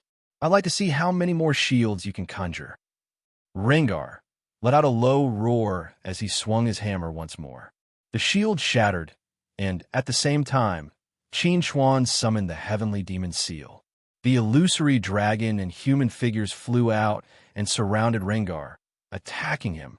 Rengar smiled disdainfully and waved the giant hammer in his hand to repel the dragon phantom and the human phantom. At this moment, a loud dragon roar suddenly sounded in Rengar's ears. A golden dragon phantom appeared in front of Rengar, and it opened its mouth to spit out a blazing dragon's breath that went straight for Rengar. Rengar had long heard that Qin Chuan had the ability to transform into a dragon, but this was the first time he had seen such a scene. For a moment, he could not help but feel a little excited. Facing the attack of the dragon's breath, his reaction was slightly slower. Fortunately, he had the demigod power to protect his body and was not injured. 9 Dragon Pearl Transformations, Heavenly Light. Qin Chuan opened his mouth and spat out the Dragon Pearl. With the help of the Dragon Pearl's power, a golden ray of light shot straight at Rengar. Rengar saw this and waved the giant hammer in his hand, shattering the seemingly solid heavenly light. But at this moment, a huge silver-white sword fell from the sky. 9 Dragon Pearl Transformations, Heavenly Sword.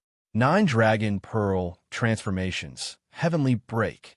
9 Dragon Pearl Transformations, Heavenly Collapse. Qin Chuan successively used the power of the Dragon Pearl to display the first 4 transformations of the 9 Dragon Pearl transformations. As Qin Chuan's realm became higher and higher, the power of the 9 Dragon Pearl transformations also became stronger and stronger. At this time, facing the attack of the 9 Dragon Pearl transformations, Rengar no longer had a relaxed expression on his face. His expression began to become a little serious. However, even with the power of Heavenly Collapse, it only caused some fine cracks to appear in the space reinforced by the Void Mirror. It was not able to cause the space to collapse. Seeing this, Qin Chuan did not hesitate and once again displayed the 5th transformation of the 9 Dragon Pearl transformations. 9 Dragon Pearl transformations, heavenly collapse. With Qinchuan's roar, the entire space shook with a loud bang. The cracks that had appeared due to the heavenly collapse attack suddenly expanded and spread in all directions.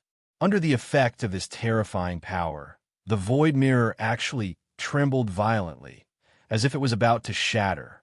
When Rengar saw this scene, the expression on his face suddenly became extremely gloomy. He did not expect that Qinchuan actually had the means to shake the space reinforced by the void mirror. What Rengar did not expect, Qinchuan had already thought of it. If one were to ask who is the best at playing with space in this universe, it would definitely be the dragon race. Qinchuan had inherited the bloodline of the true dragon and also the Dragon Pearl. He had mastered the 9 Dragon Pearl transformations, a move derived from the ancestral dragon's divine power of space. It was really an easy thing for him to shake the space. It was not an exaggeration to say that in front of the power of the 9 Dragon Pearl transformations, the ability of the Void Mirror was just a little brother. Gotcha! Finally, the Void Mirror could not bear the burden and finally could not hold on any longer. It shattered inch by inch. The moment the Void Mirror shattered, the reinforced space suddenly lost its support and immediately returned to its original degree of firmness. Under the vibration of the 5th transformation of the 9 Dragon Pearl transformations, the space immediately shattered and turned into a huge black hole that covered an area of tens of millions of square kilometers. In front of the powerful suction force produced by this huge black hole, Rengar's figure was like a small boat floating in the wind and rain. It looked like it could capsize at any time. Rengar constantly released his demigod power, hoping to escape the suction of the black hole's suction force. However, how could Qinchuan sit back and watch Rengar successfully escape? God's Sword Intent.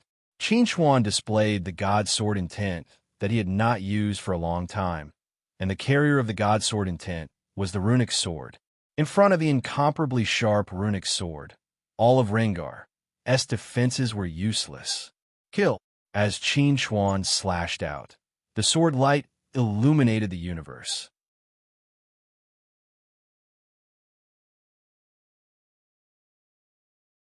Chapter 1351.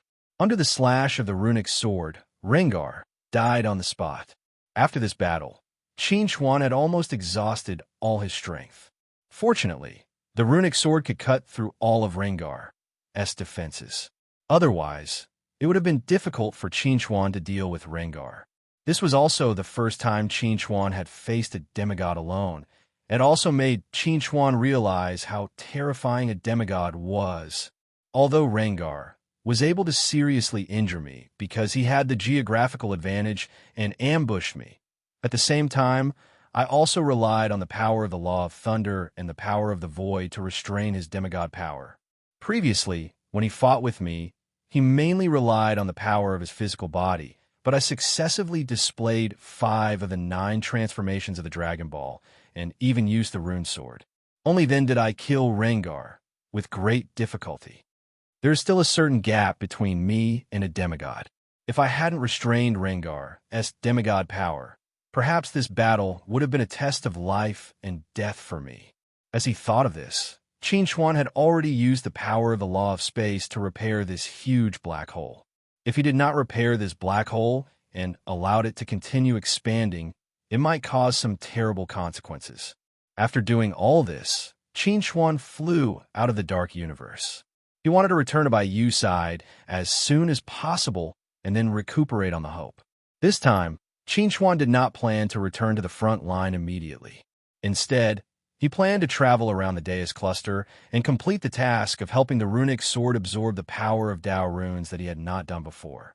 Moreover, he wanted to try to control more of the power of the Law of Thunder and then try to become a demigod or even a supreme existence. When Baiyu saw Qinchuan covered in blood, she was really shocked. "Qinchuan, are you okay?" Baiyu asked Qinchuan very concernedly. "You fought with Rengar." Qinchuan nodded and replied, "Rengar is dead." Hearing Qinchuan's answer, Baiyu let out a long sigh of relief and said, then your injuries are not a loss. Hearing Bai Yu's words, Qingchuan did not know whether to laugh or cry. He said, "I'll go back to the cabin to recuperate first. Help me contact the Pope, and help me get a map of the Deus Cluster's Dao rune branch."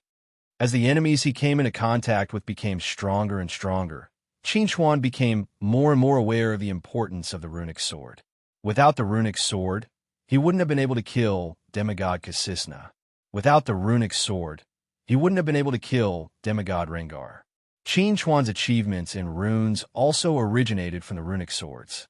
It was not an exaggeration to say that all the moves and skills that Qingchuan had mastered, except for the 9 transformations of the Dragon Ball, were all inseparable from the runic swords. Or he might have already had or he might have entered the nascent stage. But no matter what, he would not have been able to reach his current level. And the runic sword that helped Qingchuan reach his current level was only a defective product. Qingchuan was looking forward to the day when the runic sword was fully restored. When Bai Yu requested a map of the Deus Cluster's Dao rune distribution from Pope St. Bartolo, the map was sent to the Hope's operating system in less than 10 minutes. There were 42 Dao runes in the Deus Cluster, but there were no special Dao runes. Most of them were of the 5 elements. Fortunately, Qingchuan did not have any requirements for the Dao runes' attributes. No matter what the Dao runes were, they were all the same to the runic sword. After getting the map, Bai Yu asked for Qingchuan's opinion and flew toward the Dao rune closest to them. A day later, they successfully arrived at the location of a fire-type Dao rune. Qingchuan used the runic sword to absorb the power of the fire-type Dao rune. Then, without any hesitation, they went straight to the location of the next Dao rune. A month passed in the blink of an eye. During this month, Qingchuan and Bai Yu ran through almost half of the Deus Cluster and helped the runic sword absorb the power of 40 Dao runes. According to Qingchuan's calculations, the damage of the runic sword should have been completely healed by now. However, what surprised Qingchuan was that when the degree of recovery reached 90%, the progress became quite slow. Originally, absorbing 1 Dao rune could heal about 1% of the damage, but now, after absorbing 1 Dao rune, the remaining 10% of the damage did not move at all. Qingchuan could not help but wonder if the runic sword had developed antibodies to the Dao runes. Qingchuan also wanted to ask the runic sword what was going on, but the runic sword had been busy absorbing and digesting the power of the Dao runes recently and did not have time to pay attention to Qingchuan. Are there higher-level runes above the Dao runes? Qingchuan was very confused. If the power of the Dao runes had no effect on repairing the runic sword, then what should he do? Should he look for rune stones? However, rune stones were not like Dao runes. They were usually very rare. Even if rune stones appeared, they would be used immediately by the person who obtained them. It was very difficult to preserve them. Qingchuan checked the information on the internet. There was no higher-level rune above the Dao runes, and there was no news about rune stones recently. In desperation, Qingchuan could only ask the Tian people and the One God sect to keep an eye out for rune stones and help him collect as many rune stones as possible. Qingchuan did not reveal the existence of the runic sword. Before he had the power to make others feel invincible, the existence of the runic sword would always be a secret. However, after the emperor learned about what Qingchuan had been doing recently, he told Qingchuan a very shocking secret. Above the Dao runes, there was the divine rune. The reason why Qingchuan could not find any records about the divine rune on the internet was that the existence of the divine rune had always been a great secret. Therefore, there was no record of the divine rune on the public internet. Even the emperor had only heard of the divine rune, but had never really seen it. According to the emperor, the divine rune did exist in the universe. However, there was only one type of divine rune, and this divine rune came from the runic continent. However, with the collapse of the runic continent, the divine rune also disappeared. No one knew whether the divine rune had collapsed with the runic continent, or whether it had drifted to a place that no one cared about. If there was a place in the universe where the divine rune was most likely to exist, it must be the still, mysterious, dark universe.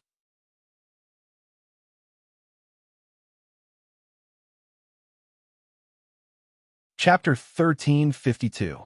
Hearing the Sky Emperor's description, Qin Xuan could not help but frown. According to the Sky Emperor, if the divine prose really existed in the Dark Universe, it would not be easy for him to find it. At the same time, the One God religion had also collected a rune stone and sent it to Qin Xuan.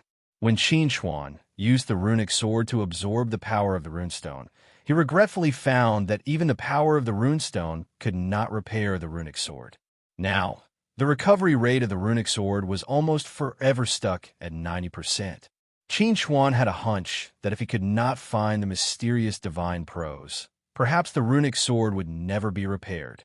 However, he had been away from the front line for almost 2 months now. Now that the front line was in full swing, he could not continue to wander outside. He had to return as soon as possible to preside over the overall situation. It would not be too late to look for the divine prose after the demon faction was completely defeated. Thinking of this, Qin Xuan no longer hesitated and directly let Baiyu return to the front line. During the time when Qin Xuan and Baiyu returned to the front line, the demon faction and the endless allied army were fighting almost every day. However, compared to the endless allied army, the demon faction was much weaker in terms of top combat power. LVZ and Zhou Lin working together was enough to stop Ferd, Narwei, and Lan Ao. The most important thing was that Narwei and Lan Ao didn't put in any effort. Every time Ferd tried his best, he was beaten until his face was covered in dirt, while Narwei and Lan Ao's bodies were clean and spotless. Regarding this, Ford dared to be angry, but he did not dare to say anything. Right now, Narwei and Lan Ao could still step forward to boost his morale and boost his courage. If Narwei and Lan Ao did not step forward, then he really would not dare to face LVZ and Zhou Lin's siege alone. However, even such days were running out because Qin Xuan was already on his way back to the front lines. Once Qin Xuan returned, Narwei and Lan Ao would immediately retreat from the great demonic star cluster. At that time, Ford would have to lead the army alone to face the endless coalition army. Just thinking about it gave Ford a headache. Qin Xuan left the front lines this time to kill the demigod Rengar. It is said that Rengar has fallen. Every time he recalled this piece of information, Ford felt a deep sense of powerlessness. This was already the second demigod that had died at the hands of Qin Xuan. Before this, the number of supreme existences that had died at the hands of Qin Xuan had already exceeded 2 digits. In the past, Ford had always thought that as long as he could reach the tribulation passing stage, he could become one of the most powerful people in the universe. As long as the ultimate existences did not interfere, he could do whatever he wanted in the universe. Before Qin Xuan appeared, there was no problem with Ford's thoughts. However, ever since Qin Xuan first appeared on the battlefield, everything had changed. Since Qin Xuan, supreme existences at the tribulation passing stage could not instantly kill overlords at the combination stage. Since then, supreme existences at the tribulation passing stage had fallen one after another since Qin Xuan. The deaths of demigods had also started with Qin Xuan. Qin Xuan was like a curse that entangled each and every one of them, causing them to toss and turn restlessly, unable to sleep at night. Every time Ford asked the Demon King for help, the Demon King's answer was always wait a little longer. Ford did not know what the Demon King wanted him to wait for. He only knew that if he waited a little longer, Qin Xuan would return. At that time, if he could not kill and retreat, he would die. Ford. Narwei slowly walked over from afar. He looked at Ford, who was standing at the highest point of the demonic star, overlooking the logistics base with a cold expression. When Ford heard Narwei's words, he slowly turned around and looked at Narwei. He asked, "Are you here to say goodbye?" Narwei nodded and said, "According to the inference of the intelligence personnel, Qin Xuan should be back in 2 days. I should also lead our Void Empire's expeditionary army to retreat." Now that the Demon Alliance was divided, Qin Xuan's return would be the last straw that would crush everyone. The Void Empire's expeditionary army would retreat, and so would Zerg's army. The rest would be up to the Nephilim race. As for the outcome of the Nephilim race, no one would care. However, Most people did not think that Qin Chuan could do anything to the Nephilim race. This was because above the Nephilim race, the real ruler was not the Demon King, but the Nephilim King. As long as the Nephilim King was still around, even if Qin Chuan had 10 times the courage, he would not dare to push the Nephilim race too far. Since it was impossible for Qin Chuan to push the Nephilim race into a desperate situation, Narway would not have any psychological burden when he retreated. However, if Qin Chuan could really push the Nephilim race into a desperate situation, then Narway would have to retreat with the Void Empire's expeditionary army.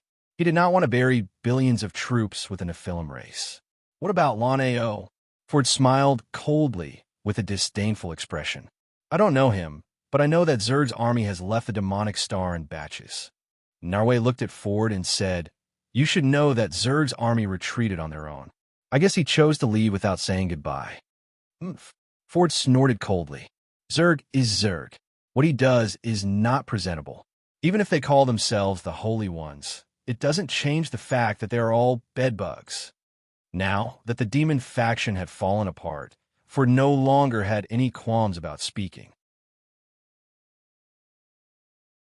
He did not hesitate to mock and ridicule the Zerg in front of Narain.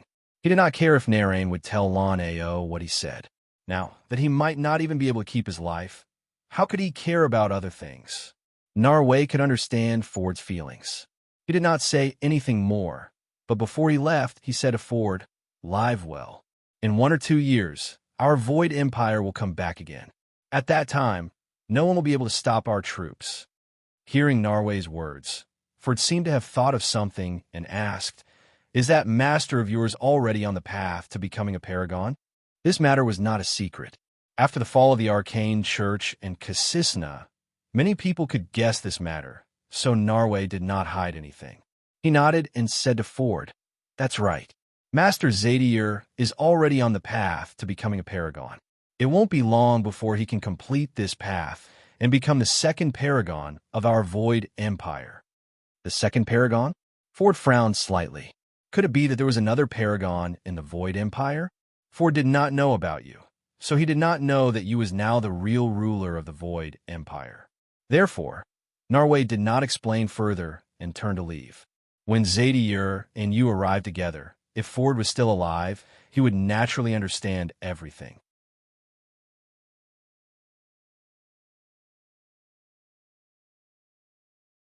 Chapter 1353.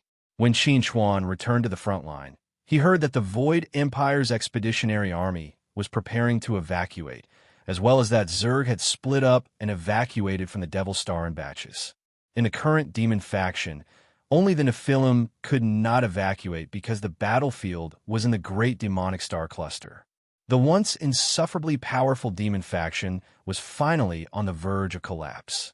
After receiving this news, Qin Chuan immediately made a decision. He could ignore Zerg and the Nephilim for the time being, but he must keep the 6 billion troops of the Void Empire's expeditionary army. Send a message to Ford. As long as he's willing to let us pass and let us attack the Void Empire's expeditionary army, then we can discuss peace with the Nephilim. Chen Changxing was not surprised by Qin Chuan's decision, because Qin Chuan had already decided on the battle plan to destroy the Void Empire's expeditionary army. Compared to the threat of the Nephilim and Zerg, the Void Empire was the real biggest threat. I'll contact Ford now. I believe that as long as Ford's brain isn't damaged, he'll know what to do. After Chen Changxing left, Qin Chuan said to Yao Rao, Go and check the current coordinates of the Void Empire's expeditionary army. We have to be prepared that the Nephilim are unwilling to let us pass. No matter what, we can't let the Void Empire's expeditionary army leave alive. 6 billion lives, life and death in the hands of Qin Chuan. It sounded a little cruel, but sometimes being merciful to the enemy was being cruel to oneself. Therefore, Qin Chuan would never let any enemy go out of compassion. The Devil Star. Zerg's army had withdrawn from the Devil Star in batches, and the Void Empire's expeditionary army had also returned to the Void Continent, preparing to go to a secret place to build a teleportation channel and return to the Void Empire. Now, only 2 billion Nephilim troops were left on the Devil Star, and Ford was the only tribulation stage existence. The current endless Allied army had more than 6 billion troops, and there were several tribulation stage existences. With Qin Chuan, their chances of winning were almost zero. However, the Devil Star, which was the gateway to the Great Demonic Star Cluster, had already been lost by Ford once. Ford did not want to lose the Devil Star a second time, so he was ready to fight to the death. Only blood could wash away the shame of the past. At this moment, Ford's adjutant brought him a shocking piece of news. The endless Allied army wanted to borrow a passage to suppress the Void Empire's expeditionary army. For this reason, the endless Allied army was willing to discuss peace with an Nephilim race. When he heard this news, Ford's first reaction was that Qin Chuan was deceiving him. But on second thought, with the strength of the endless Allied army, they could easily destroy the 2 billion Nephilim troops on the Devil Star. There was no need to play such a small trick with him. In other words, Qin Chuan might really want to borrow a passage. Ford thought for a while, then gritted his teeth and said to his adjutant, "Go and confirm with the endless Allied army again whether this is Qin Chuan's idea." The adjutant received the order and quickly returned. He said to Ford excitedly, "Marshal, it's true. The person who contacted me is Chen Changxing. He was ordered by Qin Chuan to discuss the matter of borrowing a passage with us. He also said that Qin Chuan said that as long as we can destroy the Void Empire's expeditionary army, everything else is negotiable." Hearing the adjutant's words, although Ford was very excited, he did not make a decision immediately. After pondering for a moment, he asked the adjutant, "Do you think we should agree to it?" The adjutant was slightly taken aback when he heard this. Then, he said hesitantly, "Marshal, we no longer have a chance of winning. Since the Void Empire has abandoned us and is no longer our ally, there's no need for us to fall out with the endless Allied army to protect them." Hearing the adjutant's answer, Ford took a deep breath and said, "In that case, send a message to Chen Changxing. We can let them borrow a passage, but we don't know where the Void Empire's expeditionary army is. If they want to destroy the Void Empire's expeditionary army, they'll have to find them themselves." The adjutant hesitated when he heard this. But will they agree to the peace talks like this? Their purpose is to borrow a passage and not be disturbed by us.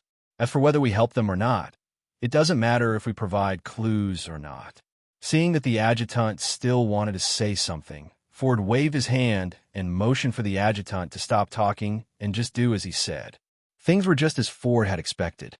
The endless Allied army only wanted to borrow a passage to enter the Great Demonic Star Cluster. They had no intention of asking Ford to help them at all. For Qin Chuan, as long as the 2 billion demon army did not desperately stop them and let the Void Empire's expeditionary army get the information and realize the danger, it would be enough. When the intelligence personnel under Yaorao went deep into the Great Demonic Star Cluster without any obstruction, less than 10 days later, they discovered the Tianyu continent in the Cos Nebula of the Great Demonic Star Cluster and discovered the traces of the Void Empire's expeditionary army. The Keith Nebula was the most underdeveloped planet among all the nebulas in the Great Demonic Star Cluster. It had never had much of a presence, and very few people would pay attention to the Keith Nebula. It was also because of this that Nar chose the Keith Nebula and prepared to build a teleportation channel there. However, Neri did not know that many of the intelligence personnel under Yaorao were from the Void Empire.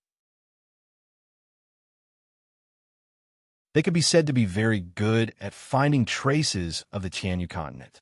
No matter how well the Void Empire's expeditionary army hid, they could not completely hide the Tianyu continent.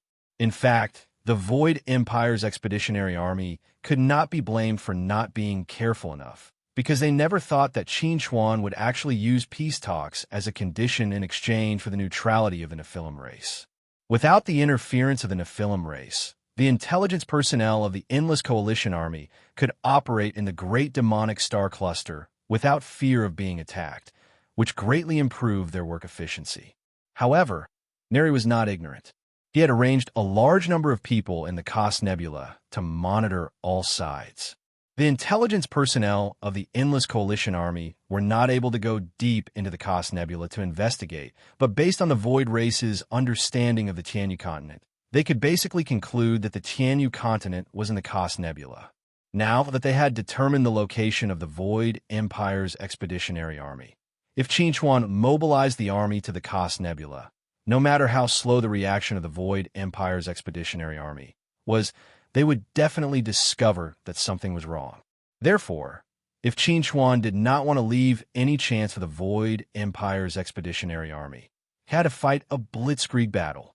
And if he wanted to fight a blitzkrieg battle, the interstellar teleportation array was an indispensable tool.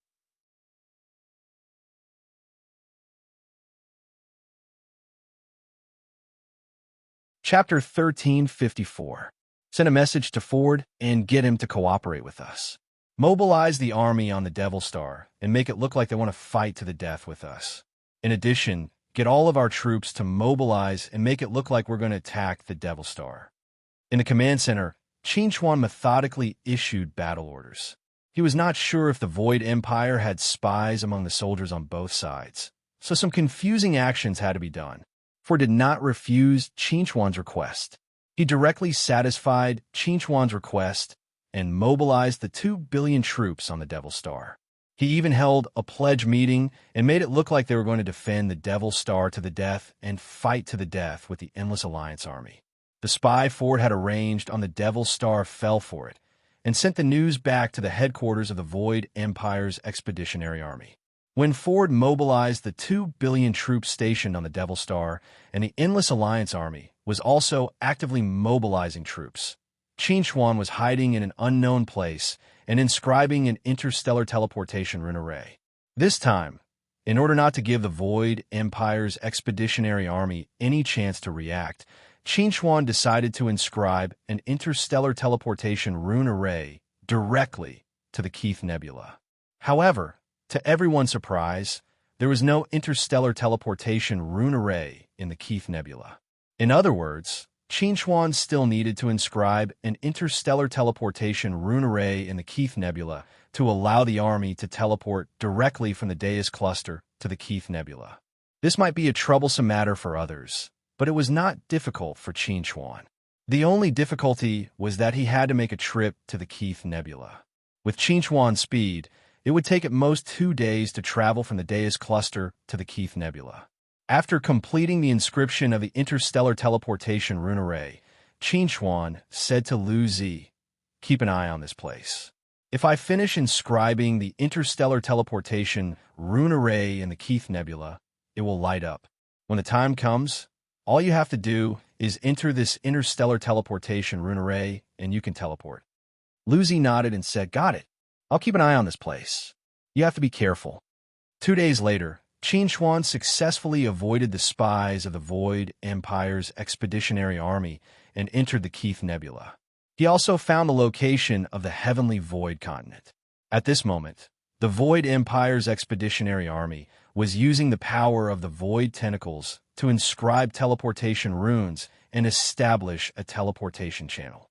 Based on the current progress, it would take at least a month. After confirming this, Qin Chuan found a sparsely populated planet nearby and began to inscribe the interstellar teleportation rune array on it. Half a day later, Qin Chuan completed the inscription of the interstellar teleportation rune array. A hazy light lit up, and the 2 interstellar teleportation rune arrays were successfully connected, allowing unimpeded teleportation. On the other side, Lu Zi had been paying attention to the interstellar teleportation rune array. When the interstellar teleportation rune array lit up, Lu Zi immediately said to Chen Chongqing, who was waiting at the side, "The teleportation array can be used. Get Annie ready."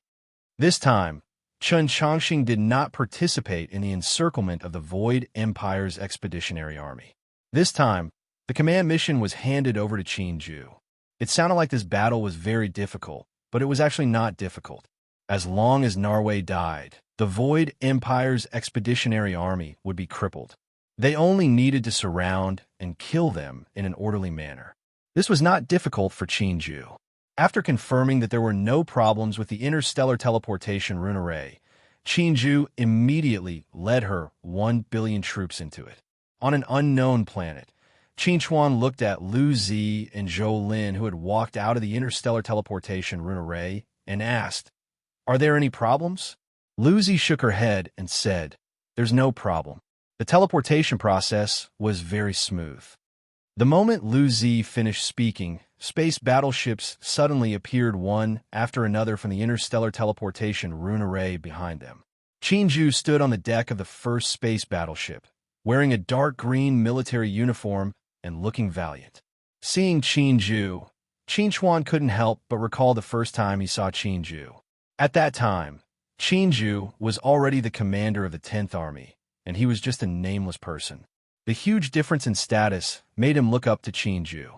Now, he was already one of the few experts in the universe, and Qinju didn't seem to have changed at all. She was still the valiant female general in his impression. The commotion at the interstellar teleportation array could not be hidden from the Void Empire's expeditionary army. When more than half of the army was teleported over, the spies of the Void Empire's expeditionary army had already investigated the situation here and reported the news to the headquarters in horror. Narway, who was patiently waiting for the teleportation channel to be established, was shocked when he learned that a large number of the Endless Alliance army had arrived at the Cos Nebula through the interstellar teleportation rune array. What he was afraid of was not the army of the Endless Alliance army, but Qinchuan. As everyone knew, Qinchuan's attainments in the laws of space were extremely profound. He could inscribe an interstellar teleportation rune array by himself. The sudden appearance of an interstellar teleportation rune array in the Cos Nebula meant that Qinchuan must be here. Retreat. Retreat immediately. Narway gave the order to retreat without any hesitation. If he didn't retreat now, before he was surrounded, it would be too late for him to break out of the encirclement after the Endless Alliance army formed. However, at this moment, a spatial portal suddenly appeared in front of Narway. Qinchuan's figure slowly walked out, and a pair of cold eyes looked at Narway indifferently. Although Qinchuan and Narway had already heard of each other's names, this was the first time they had met. Compared to Qinchuan's coldness, Narway was much more flustered. "Void!" Almost without any hesitation, Narway shouted in a low voice, and a large amount of void power rushed toward Qinchuan from all directions. "Actually, I've always been very curious. If Zadier wants to become a god and become a first-grade existence, then why do second-grade existences like you continue to cultivate the void power?" As Qinchuan spoke, he waved his hand, and a fist-sized black hole appeared, devouring all the void power around him. Qinchuan looked at the pale Narway and asked curiously, "What is the cultivation system of your Void Empire like? Is it possible that everyone cultivates the power of the laws of the void?" Facing Qinchuan's question, Narway gritted his teeth and said, "If I answer your question, can you let me go?" Qinchuan sneered and said, "Forget it then. Compared to answering my question, I'd rather kill you with my own hands and then destroy your entire expeditionary army." You're tuning into the Warrior Lore YouTube channel. Don't forget to subscribe and join us on this journey to catch the most captivating stories.